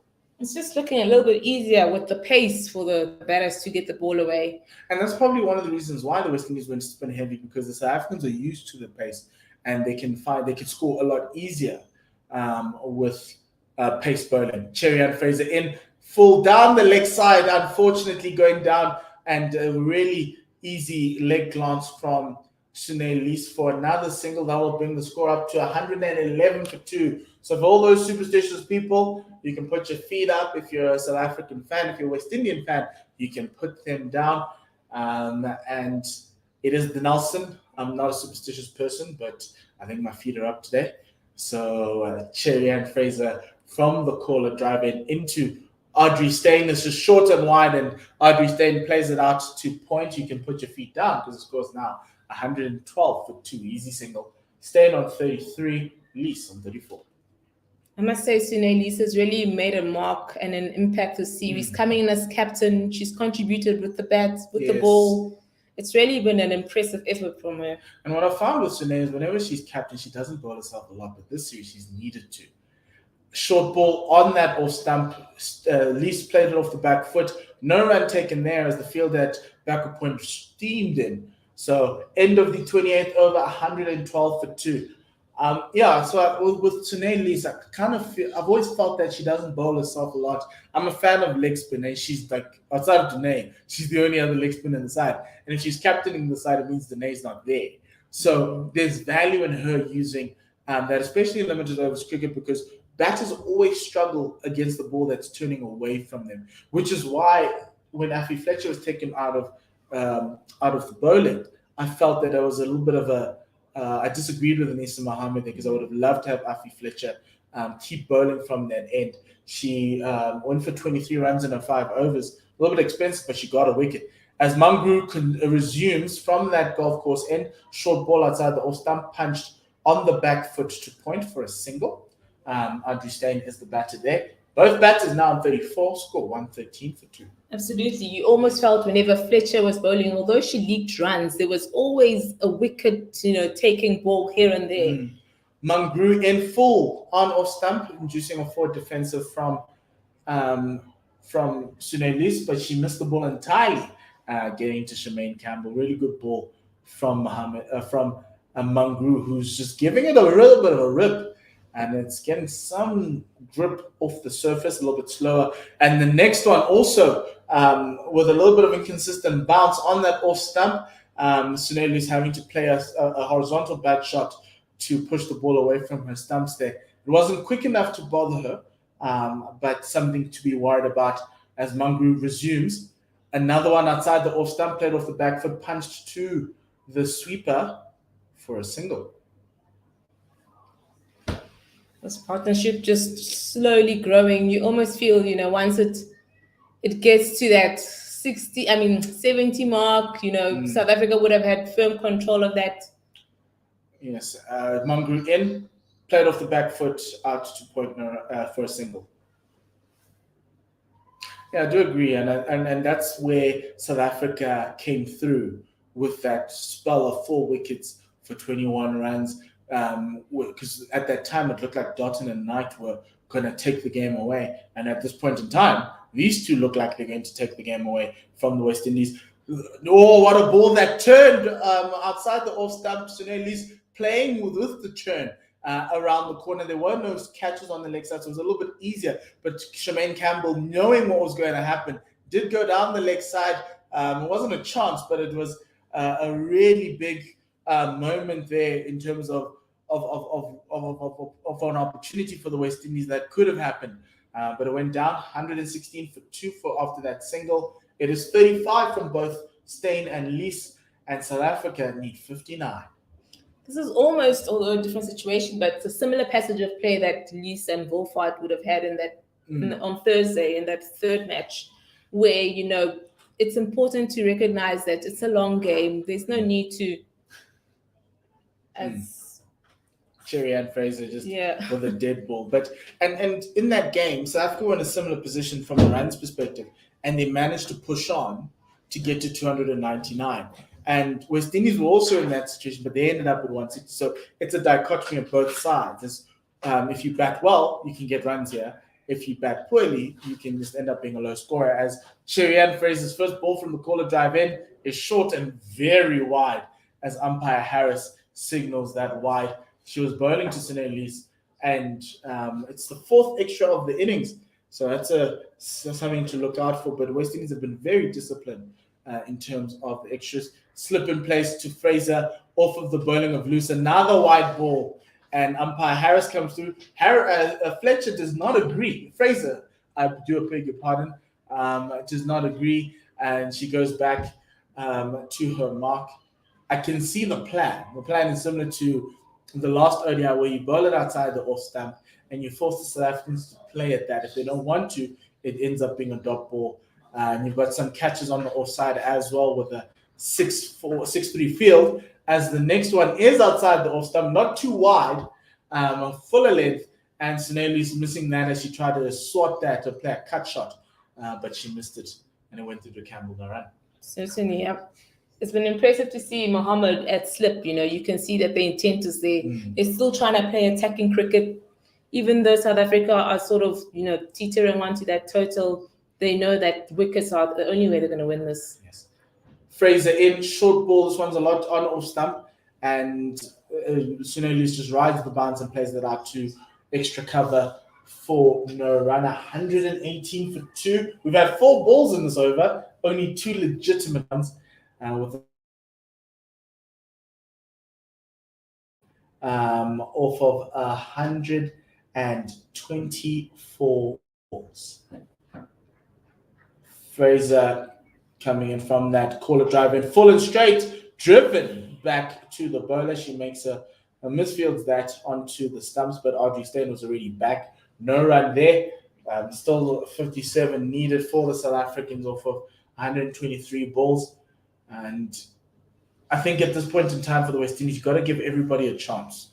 Give them, some competitive session out to the middle. It's not fun just bowling at the nets. You also need to try bowl and get some middle practice in. Short ball and pulled up in the air over square leg for 6. What a beautiful shot from Sinead Lees. A ball that she looks like she was expecting. We all weren't expecting, but she rocked back and she put that one away. Really great shot, 124 for 2. She looks very comfortable with that. Like you said, the ball that she's been expecting, but we know that she loves that area. It's definitely her go-to release option, and brilliant shot there by Lees. Went very high in the air, but the West Indies didn't have a square leg on the boundary, so it's not as risky as one would have thought. And she got onto that and rocked onto that back foot. Campbell in again, short, wide, and cut straight in front of square to that sweeper for a single. As we come to the end of our stint, mine and Larato's, say goodbye to Larato, and we will be welcoming David Midgley and Chris Tyndall soon enough, as David Midgley joins me in here. 125 for 2, 1 lost ball left until over number 30. Fraser in, short and wide, and it's another wide ball from umpire Harris, which keeps me in the seat a little bit longer. Dave, pumping your fist there, another extra to the total. Yeah, it's been wayward here from Fraser. She's just come in and not enjoying life at the moment. Yeah, no, she hasn't bowled that well. 18 runs off of her 1 ball left in her second over. She's gone for 9 and over so far. As the next one is short and pulled. There is no fielder at square leg, and Andre Steyn is going to enjoy the fruits of that shot as it rolls away to the boundary for 4. The score goes up to 130 for 2. Staying on 39, Lease on 42. The partnership is worth 70 as I hand over to David Midgley to take, as it looks, South Africa home. 30 overs gone, South Africa 130 for 2. It was 2 shots in that over that the West Indies didn't learn about. You're going to bowl short and wide. You've got to have somebody out there, short and on the body rather, and you're going to be sent to the boundary. South Africa in the driving seat, and in the seat next to me, it's Chris Tyndale-Biscoe. Chris, 30 overs gone. South Africa require just 45, and this partnership is worth 74 in the driving seat. Yeah, it's what we're talking about even right at the beginning of the innings. The difference could be exactly how they navigate that 10 to 30 over mark, and the fact that South Africa haven't lost wickets during this that one time. Is short and wide and cut away to the offside. First ball from the new Mangru over, and it's just 131 for 2. South Africa have managed to continue this partnership where the West Indies, after they lost that 3rd wicket, just fell in a bit of a heap and relied on that 10th wicket partnership to post a half decent total. Yeah, the next one, well bowled there by Mangru, just defended, and no run on offer. Staying on 39, Cornelius on 43, and the captain once again proving the vital importance of partnerships. This one is short and straight into the body of Steyn, who just bunts this away to the onside. Good pull shot, and she'll get 1 for it. 132 now for 2, and she moves to 40. How much confidence will she be picking up from this knock here, Will Steyn? This one's in again from Mangru. Doesn't quite convincingly play that shot.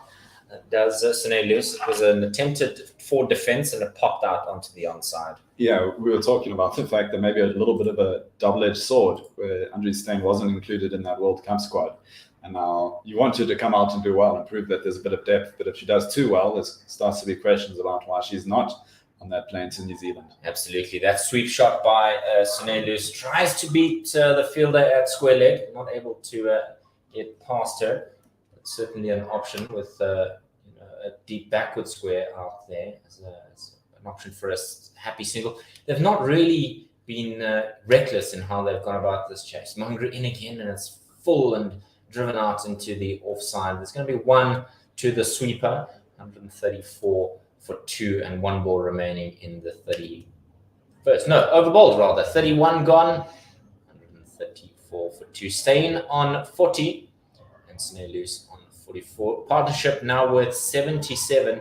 And Chris, with the South African women possibly playing a test match later this year in England, how crucial is it that they get comfortable with batting for long periods of time with certain partnerships batting lengthy periods of time, not just one person? That test match is a very interesting proposition. Obviously, there's no long form women's domestic cricket in this country. Whether they may play a couple of warm-up games in that format before the series, I'm not sure. Perhaps against one of the county teams. Yeah, because I think 2014 was the last time South Africa played a women's test match. And 8 years whereas ago. England's been playing a few, they've brought them back. England, Australia, and India seems to be the only 3 teams who do them semi-regularly. Still not quite as common as men's tests. Change of bowling, Afi Fletcher now to Cornelius, who just guides that out into the offside, but finds a fielder, no run. Fletcher has bowled 5.1 overs, 1 for 23, and South Africa 133 for 2, with the South African skipper on 44. Fletcher in again, and this is a much better delivery. The ball has been turning quite a lot for a one-day pitch at the Imperial Wanderers, Chris. It's not normally known for its ability to take spin. Yeah, but I guess that's what happens when you reuse the same pitch a couple of times. This is the same pitch we played on Thursday. Sweep shot attempted here by Cornelius, but wonderful bit of bowling from Fletcher means that the South African skipper doesn't get any connection to it. There is a fielder out at cow corner, as is there one at deep backward square, 1 at mid-wicket, mid-on, mid-off, cover, or extra cover on the boundary and then backward point. This one is back of a length and just punched to the middle fielder without the opportunity for a run. This is now the third highest partnership in the series, but well away from the two highest. That was at 153 between Dotton and Matthews, and then 141 between Lees and Wolvaert. Short and guided out into the offside. Back foot punch by the South African skipper, Sine Loose, and she gets one as cover fielder from the boundary, just meanders in and collects it. 134 for 2, 1 ball remaining in the 32nd. Just 1 ball remaining. Here we go. Fletcher, right arm over the wicket. Down the wicket comes Steyn. She thinks about maybe taking on the mid-on fielder and maybe chipping it over her head. Doesn't go with it. She just decides to bunt it. Gets 1. And that is the end of the 32nd. 135 for 2. Steyn on 41 and Sinead Lees on 45. 4 changes for the West Indians. 3 for the South Africans. And there was a 4th change during the game, Chris, with Trisha Chetty, who was picked for this game. Although I guess that undoes one of the changes. It takes it sort of from 3 changes back to 2 with Sonala Jafta coming in to keep halfway through, 40 overs into that first innings. Yeah, Trisha Chetty suffering from back spasms, lower back spasms, a common occurrence with wicket keepers. They seem to attract back spasms, unfortunately. I think it was that and broken fingers seems to be the common theme. Though surprising that Trisha Chetty was the one to experience it first in this series, because Sonala Jafta seems to get so low and seems to be bent over for so much of the innings, even more so than most wicket keepers. She's managed to avoid them. Field now, mid-off, mid-on, with Connell to begin a new over. Mid-off, mid-on, cover, deep point, backward point, third man, fine leg, nobody at square leg, deep mid-wicket on the boundary, and Gaha corner as well as mid-on. Connell in to Sanelu. She just guides that out to that deep point fielder, and they'll cross each other for 135 for 2. We had lots of claps leading into that delivery, and normally the crowd's behind the bowling side when that's happening. I can't imagine there's too many West Indies supporters here. I imagine it's for the South African skipper. Cricket. Yeah, they just want to see South Africa's captain get to 50. But can you blame fans for being excited just for the sake of cricket? This has been a truly, truly wonderful performance from the South Africans on the back of an absolute demolishing of this West Indian women team in the third one international. This one is a short and driven out square drive towards the fielder on the cover boundary, and they just get 1. Yeah, been a bit of a bizarre and unpredictable series where you'd think South Africa were favourites going into it, even with the couple of players that they were missing. And then in that first game, before the rain came in, the West Indies looked absolutely dominant. Deandra Dotton was playing some of the best cricket I've ever seen. Connell in again to Sine Lewis, and she just drives that out. It's stopped wonderfully. Great bit of fielding there in the short cover region. To deny a run. And in that second game, that was a tie that went to a super over, and the West Indies showed us exactly how to play a super over. They set the record for the most runs in a women's super over. Even South Africa managed to go to 3rd on the list for the most runs, but didn't get anywhere close to their target that the West Indies set. And then, as you said, that third ODI was really South Africa's from start to finish. Connell with a bouncer, but it dies on its way through to wicketkeeper Campbell. It was a strange one where she bowled a bouncer, Sine Lewis ducked under it, and it died on its way to the wicketkeeper. Yeah. Not an all too common occurrence. Sometimes these bowlers, maybe it was a bit of a slower bouncer. And the pitch took enough pace out of it because she hasn't had issues carrying to the wicketkeeper with most of her deliveries. And that one. Connell in, this is too loose. She drives that again, a back foot punch out into the cover region. The sweeper does the fielding, and she gets 1 more. 47 now. Staying on 41. South Africa 137 for 2 with 1 ball remaining. And that's all they really need to do. Now we can see that the rate required is all the way down to 2.2. I don't imagine they'll try to go 2.2. I think they'll continue batting the way they have been and probably finish this before the 50, right? Yeah, 8 wickets in hand. We might be done here before our commentary's done. This one is in again, and Steyn just drops it to where a third man would be if she were in the ring.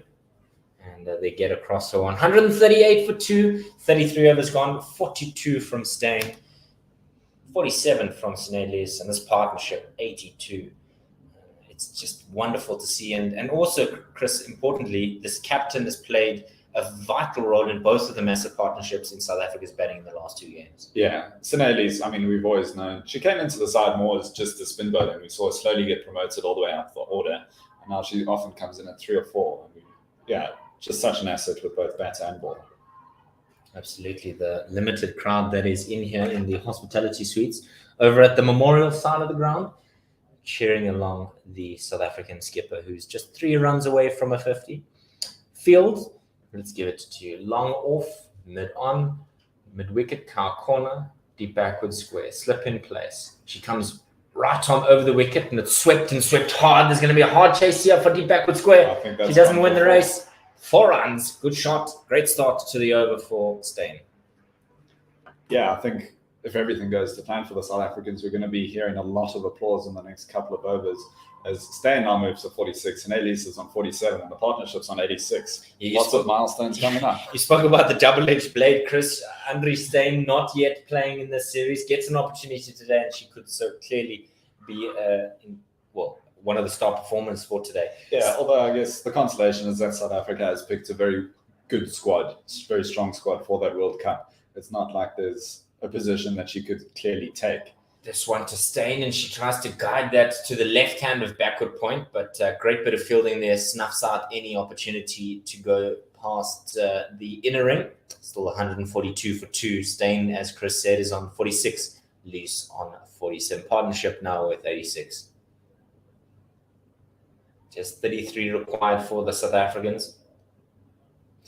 In again, and this is nearly wide, Chris. That was right on the edge of the line there. That guideline there, that red guideline that we can see, is merely a guideline because the law 22 says outside the reach of the striking batsman. 6.3 overs so far from Fletcher. This one is much better, just a line and length delivery. She's picked up 1 for 28, so a happy outing. But Chris, the work was all done with the the ball for the South Africans, and it was their chase to slip up with. Fletcher in again. This one forces Steyn down the wicket. She bunts it quite hard at mid-on, but is able to squeeze through for a single because of a fumble at mid-on. So they get through for 1. 1 ball remaining in the 34th. It's 143 for 2. Yeah, you talking about Effie Fletcher bowling very well. Her figures looked a lot better until 2 overs ago, and Sinelli started taking a liking to it. Before that, very economical. It's ticked up a little bit. Yeah, the next one is just defended on the front foot. It's the end of the over. South Africa 143 for 2. Andre Steyn is on 47, as is her captain Sinelli, and the partnership worth 87. 32 runs to win for the South Africans. It's endemic, Chris, when it comes to South Africans having a poor first game, and then the rest of the series is a comeback. Right. We saw that in the men's test series where they lost at SuperSport Park. The women Well, were on course to lose, and then did lose the first completed game. We saw it in that men's tour of Ireland as well, where Ireland started a lot hotter than South Africa did. Thankfully, they managed to put it back. Mercifully. Right, now, looks like there's going to be a change of bowling. Anisa Mohammed, the skipper, taking matters into her own hands. She's got a lot of field direction to do. So let's have a look here. There's a long on, cow corner, mid-off, cover, extra cover, backward point, a forward square leg, and a deep backward square. Nobody at the mid-wicket, in the mid-wicket region. You would think with an off-spinner, she would be looking to cover that area. She's in again now, and Andre Steyn comes down the wicket and just bunts it without much fuss. And Anisa Mohammed hands one of her caps over to her mid-on there. I think she forgot that she was wearing the 2 caps, one of her own wicketkeeper and her own. She's in again, right arm over the wicket into the hips of Andre Steyn, and she just dots that onto the onside for 1. That takes her to 48, 2 away from 50. Partnership 88. 88, yes. So like you said, Chris, a couple of milestones here, and there's plenty of runs to let everybody get to their milestone. Sinelli loose. Now, no change in the field. Captain to captain. She's just gone on the back foot and driven that out to the offside without a run there. There's almost this tension between two captains. You almost want to see something happen. And we might yet. Oh, there was so nearly something. There's a massive shot by Nisa Mohammed, and she's got the South African captain. Is there a twist in the tail? That's me. That is completely me when it comes to jinxing. Dave Midgley saying, is something going to happen? Something very much happened there. The wicket of Sine Lee's gone for 47, a fantastic innings, 80 deliveries, 3 fours, and that fantastic 6. But in the end, the opposite number, Nisa Mohammed, captain, felled her just before. And you can also blame me, I suppose, for that one. I was talking about all the impending milestones. That stops at least 2 of them from happening. That partnership gets reset. And Sine Lee is going to trudge her way back to the change rooms. We're going to accept blame for that one. Mignon du Preez, 146 matches, 3,500 runs at an average of 33.3. Makes her way to the wicket. She's had a meager series so far. Obviously, we know what Mignon du Preez is capable of. So far, she's just got the 39 total runs and a high score of 19. But yeah, straightforward from here. Not a huge amount of pressure on her, I wouldn't imagine. Just see out, stay there so Andrew Steyn can get her 50 and then slowly nurse that total down.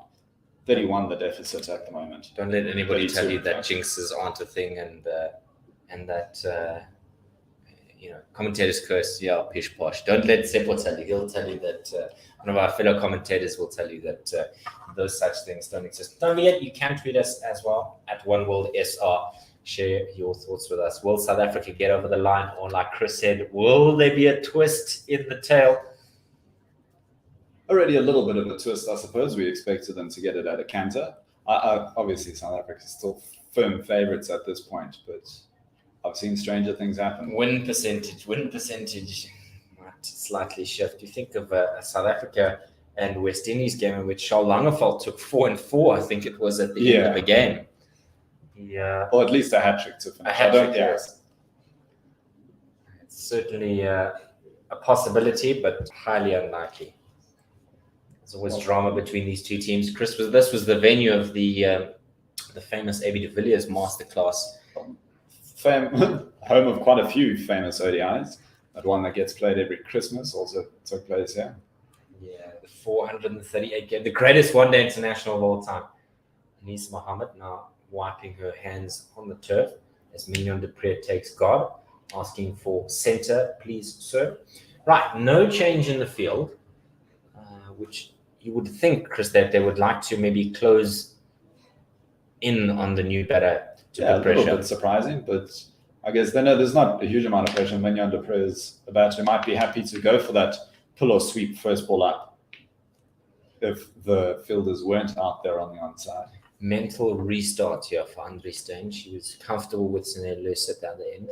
And umpire Tuma giving Loose out leg before wicket. Anisa Mohammed into Mignon du Preez, happy to free arms at least a little bit, but that one's just driven to mid-off.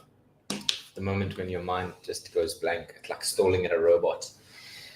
Right, Anisa Mohammed in again. Last ball of the 35th, and this one is driven out into the backward point region with a little bit of a TV dive there from the backward point fielder. She made a bit of a meal of that one, but no run there. 35 gone, 144 for 3. Steyn on 48. du Preez yet to get off the mark, and there's 31 runs to win for the South Africans. These two at the same time, these two teams, the West Indies were 118 for 4, whereas South Africa, Chris, are well ahead and bound for a win here without a shadow of a doubt. New over to come now from Fletcher. Still persisting with the slip in place. And Andre Steyn on a milestone, on the stoop of a milestone, front door of a milestone. She gets this one driven out square of the wicket, and she'll get one away from something. We won't say what. 48 becomes 49, and we're going to have to wait just a little bit longer. She's now at the non-striker's end. Okay, and it looks like Mignon du Preez is taking an off stump, if not a 2 off stump line. She's going to face Fletcher for the second ball in her 8th over. This one is very wide, very, very wide. from And Fletcher. in fact, that becomes the 6th wide of this West Indies innings. Yeah, umpire Harris has got to stretch his arms a few times in this game. The South Africans bowled 13 wides, and now Effie Fletcher takes the total for the match up to 16. She's in again. It's floated a little bit more. Dupree just bunts that out into the offside. No run for her though. 146 for 3. South Africa need less than 30 to win. Run rate currently 4, but they've been going. They require 2, so well ahead. But you may imagine that things will just slow down a little bit. Not in this case, where this one is short and wide and driven out to the cover sweeper for 1, and Dupree is off the mark in this final Betway one-day international. Andrew Steyn, 49. The whole crowd is focused on that fact. We can pretend that it's not happening. Change in the field, long on, going back, so an easy option there. There's also mid-wicket and deep backward square on the offside, on the onside rather, on the offside cover in place. She comes down the wicket and tries to beat the fielder at catching mid-wicket. Trying to beat her there maybe. If she'd hit it harder, she might have gotten some fortune. So 2 balls remaining in the over. Fletcher to Andri Steyn, and she's going to get a 50. She just knocks this down the ground. Too long on, and she's come in and picked up an international 50. Wonderful from her. It's her 5th women's one-day international, and she's certainly not wasted an opportunity. Yeah, made the most of it. In the end, 50 runs or 70 deliveries, 4 fours in that, and has looked pretty professional all the way throughout. Unflustered, I think is the word. Unflustered is exactly how you describe it. Dupree facing up to Fletcher for the last ball, and she just leaves this one lying outside the off stump. No run, 36 gone, 148 for 3. South Africa need 27 to win. So, yeah, her 5th 50 is 6th 50-plus score in her first against the West Indies. So far, she has that 100 against Ireland, an 80 against India, 70 against Sri Lanka, 2 60s against Bangladesh, and she adds the West Indies to that list. It's always something cricketers take great pride in. So we spoke about jinxes. Now we're watching minxes bat old Mignon Dupree, and we'll be hoping for some red inkses from these two here. Yeah, so Andrew Steyn will take the first ball of the new over And from just Anisa Mohammed. to excite, sorry. Right on over the wicket. She comes down the wicket and just launches this over mid-wicket or cow corner in the rings ahead, but long on comes around and does the fielding there yet too. Sorry. To excite Simon, one of our other commentators, it looks like there's a gymnogene flying over the golf course A over what? there. A bird. An African Harrier hawk. 150 as well for South Africa. That comes up in the 36th, 37th over. Anisa Mohammed in again, and this one's just driven to that close-in car corner. A great bit of fielding there. Steyn again facing up to Anisa Mohammed. Right on over the wicket. Oh, she's bowled her. Fantastic Cleaned her up. delivery there. That's Drama late here, Chris. Drama late here. both established batsmen gone. Well, batters gone. One just before their 50, one just after. Anisa Mohammed's really putting in a captain's bowling effort now, throwing a bit of a spanner in this South African celebration. Yeah, 52 runs, 73 deliveries, just the 4 fours. It was one that drifted in and cleaned up. Andri Steyn. She's gone for 52. South Africa 150 for 4, and Chloe Trine is the new batter at the wicket. Chloe Trine, batting average of 23 in women's ODIs.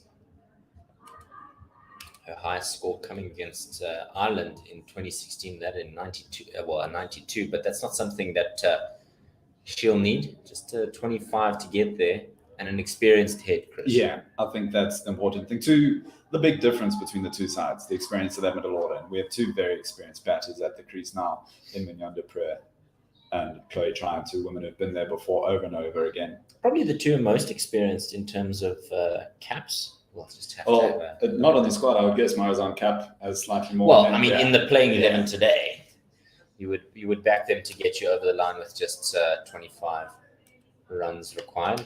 36 and a half overs bowled, and Tryon comes to the wicket. Again, no change. No, two new batters at the wicket. You would think that the Windies would just say, you know what, let's keep attacking. Nisa Mohammed, not sure if she wants cow corner out. She's got a cow corner out and a cow corner in the ring, and well, it's a very wide mid-on rather. Wide mid-on, cow corner. Right on over the wicket. Chloe Tryon comes down the wicket and bashes a full toss through the covers. It's 4 runs. What a way to announce yourself at the wicket. Bosh. Maybe that's why the fielders are still out, I suppose. Lovely shot by Chloe Tryon. Given a birthday present, essentially.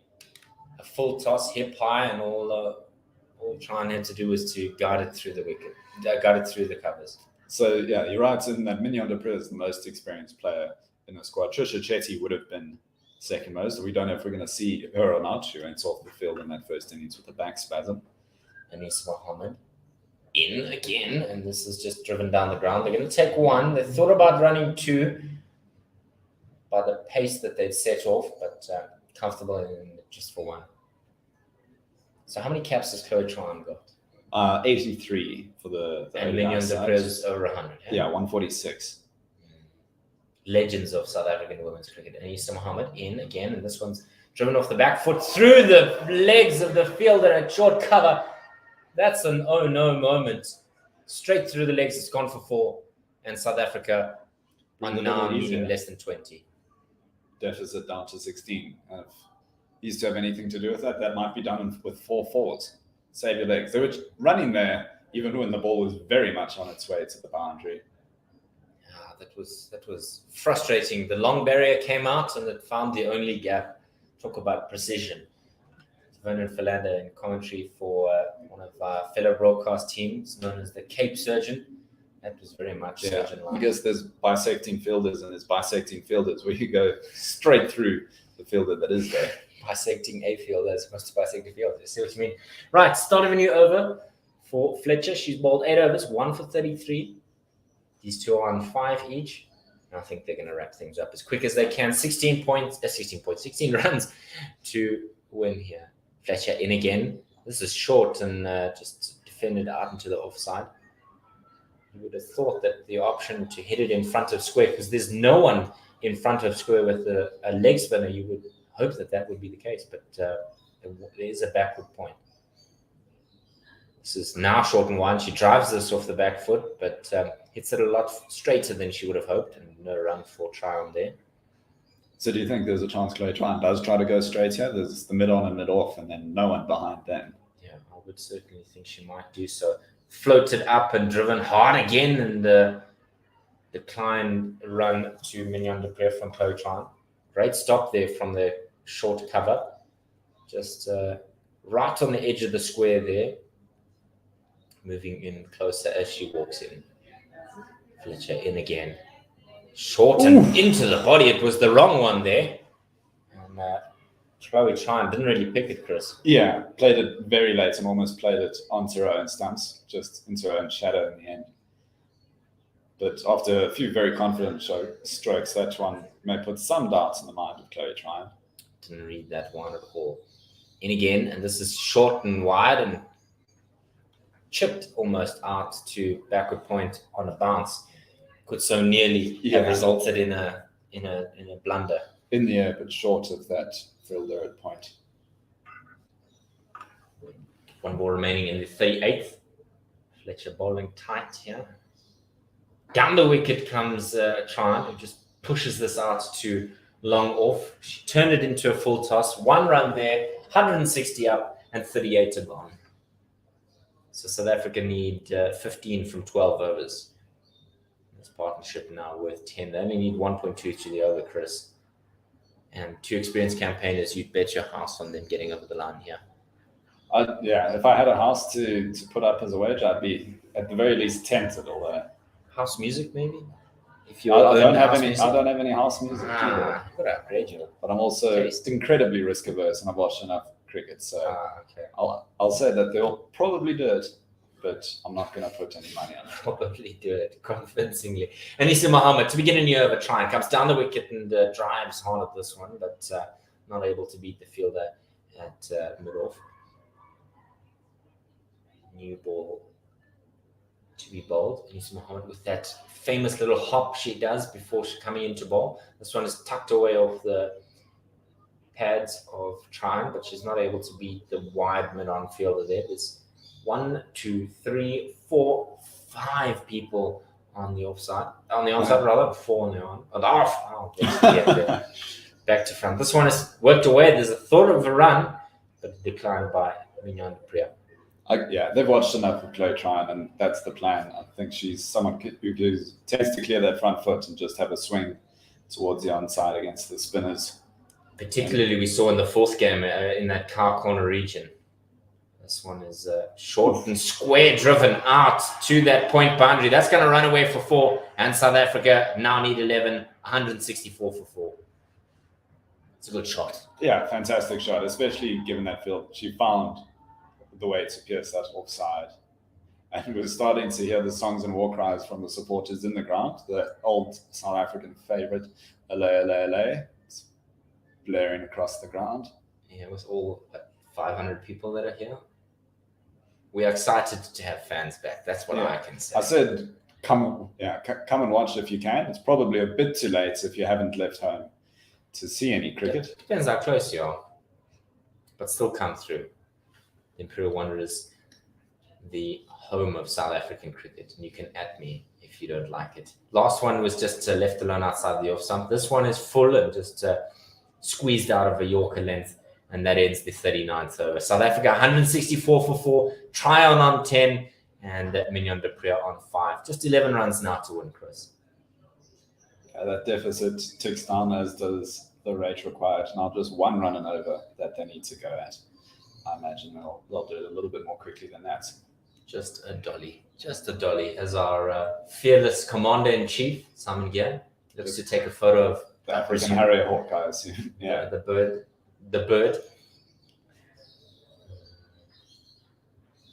Obviously, a pluviophile, is that the right word? This one is shortish on the length and just defended into the offside. No run. Chris is going to find out for us. A lover of rain. Never mind. The file part's probably right. Study birds is ornithology. is Maybe he's an ornithile. I don't know. This one is short and cut away down to the fielder at the cover boundary. They think about 2, having run the first one hard, but they decline. 1 run there, 165 for 4 now. Tryon on 10 and de Priya on 6. Although, yeah, I guess the other word is Twitcher, which has now been overtaken by a certain streaming platform as well. Oh, Twitch. Oh, I see what you mean. Right on over the wicket. It's floated. This is a bash of a shot by Chloe Tryon. She came down the wicket, beat the close-in cover fielder, and it's raced away to the boundary for 4. 169 for 4. South Africa need just 6. Ornitophilia? Leave that alone. We don't. There's a website that's about birds there, so we'll focus on that. Some other time. We're going to win the game now. Is South Africa. That's what the Yeah, conversation that we'll be having. We, being not us. Again, floated. Has a solid bash at that one. Down the wicket comes Tryon. She thinks about it's maybe being stopped by the mid-on fielder, but it goes to the wide long-on boundary for 4, and it's just 2 to win. When the deficit was 16, we said they'll probably do it in 4. So far, they've got 3 4s, just 2 the deficit. I think no matter what happens, us 2 will be on here. We'll carry on, even if it goes into another over.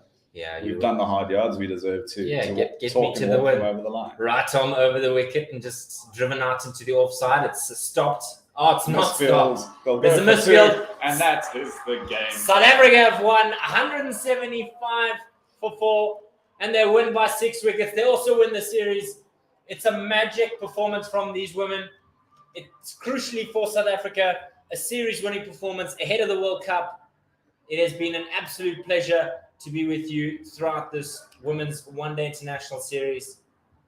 From myself, David Midgley, and Chris TB, We thank you for your time with us. Chris, if you could give us a wrap-up of the game. South Africa lost the toss. Well, the Windies won the toss, and they decided they'd have a bat. And yeah, they started very well. I won't go into all the details, but again, Deandra Dotton, someone who put her hand up as she has throughout the series. And then Kaisia Knight also managed to do that. She, very similar to Sinelli's, was felled just short of her half century in the end. She got 48. The South Africans were clinical with both ball and then later with bat. The highlights in that bowling innings, obviously, Shabnam Ismail took 4 wickets for 44 runs. Ayabonga Kaka continued to take wickets. She took 2. So both of them managed to get into double digits for wickets in the series. Nadine de Klerk bowled quite well at the end. She took 1 for 39. Tumise Kukuna 1 for 26. Sine Elise as captain, good economical bowling, went for just 3 and over, no wickets for her. And then Chloe Tryon, who I guess we're trying to get some more overs under her belt, also very economical, 2 for 12 in her 6. And then, as I said, clinical with, although, not especially clinical in the field. We did see that fantastic catch from Laura Walbart, and then the batting innings was exactly what you expected. Laura Walbart and Tasman Brits opened very well. They got 20 apiece for their troubles, and Andre Steyn and Sine Elise came in. They managed to steady the ship a bit. 52 for Andre Steyn, who's finally managed to have a chance in the series and grabbed it with both hands. And then Sine Elise, 47 before she fell. And then the tried and tested partnership of Mignon de Pree and Chloe Tryon saw the South Africans home. It was a wonderful all-round performance. Sinelli's can be very happy with her team ahead of that departure for the World Cup, either this evening or tomorrow morning. Both men's and women's teams will be in New Zealand. First time in a while that we've had both teams in that region. So try fix your circadian rhythm now so that you'll be up early come halfway through Feb, and you can watch as much of both of those series as possible. Absolutely. From all of us at One World Sports Radio, it's been a pleasure to be with you. We'll see you very soon, and we hope to hear from you on Twitter. Find us at One World SR. Tweet us. We'd love for you to be a part of the conversation. Please go like our YouTube channel, or like the video, go subscribe to the YouTube channel, ding the bell so that you know every time that we go live, as well as on Facebook. Please go like our page. From all of us here at One World Sports Radio, thank you and have a good afternoon.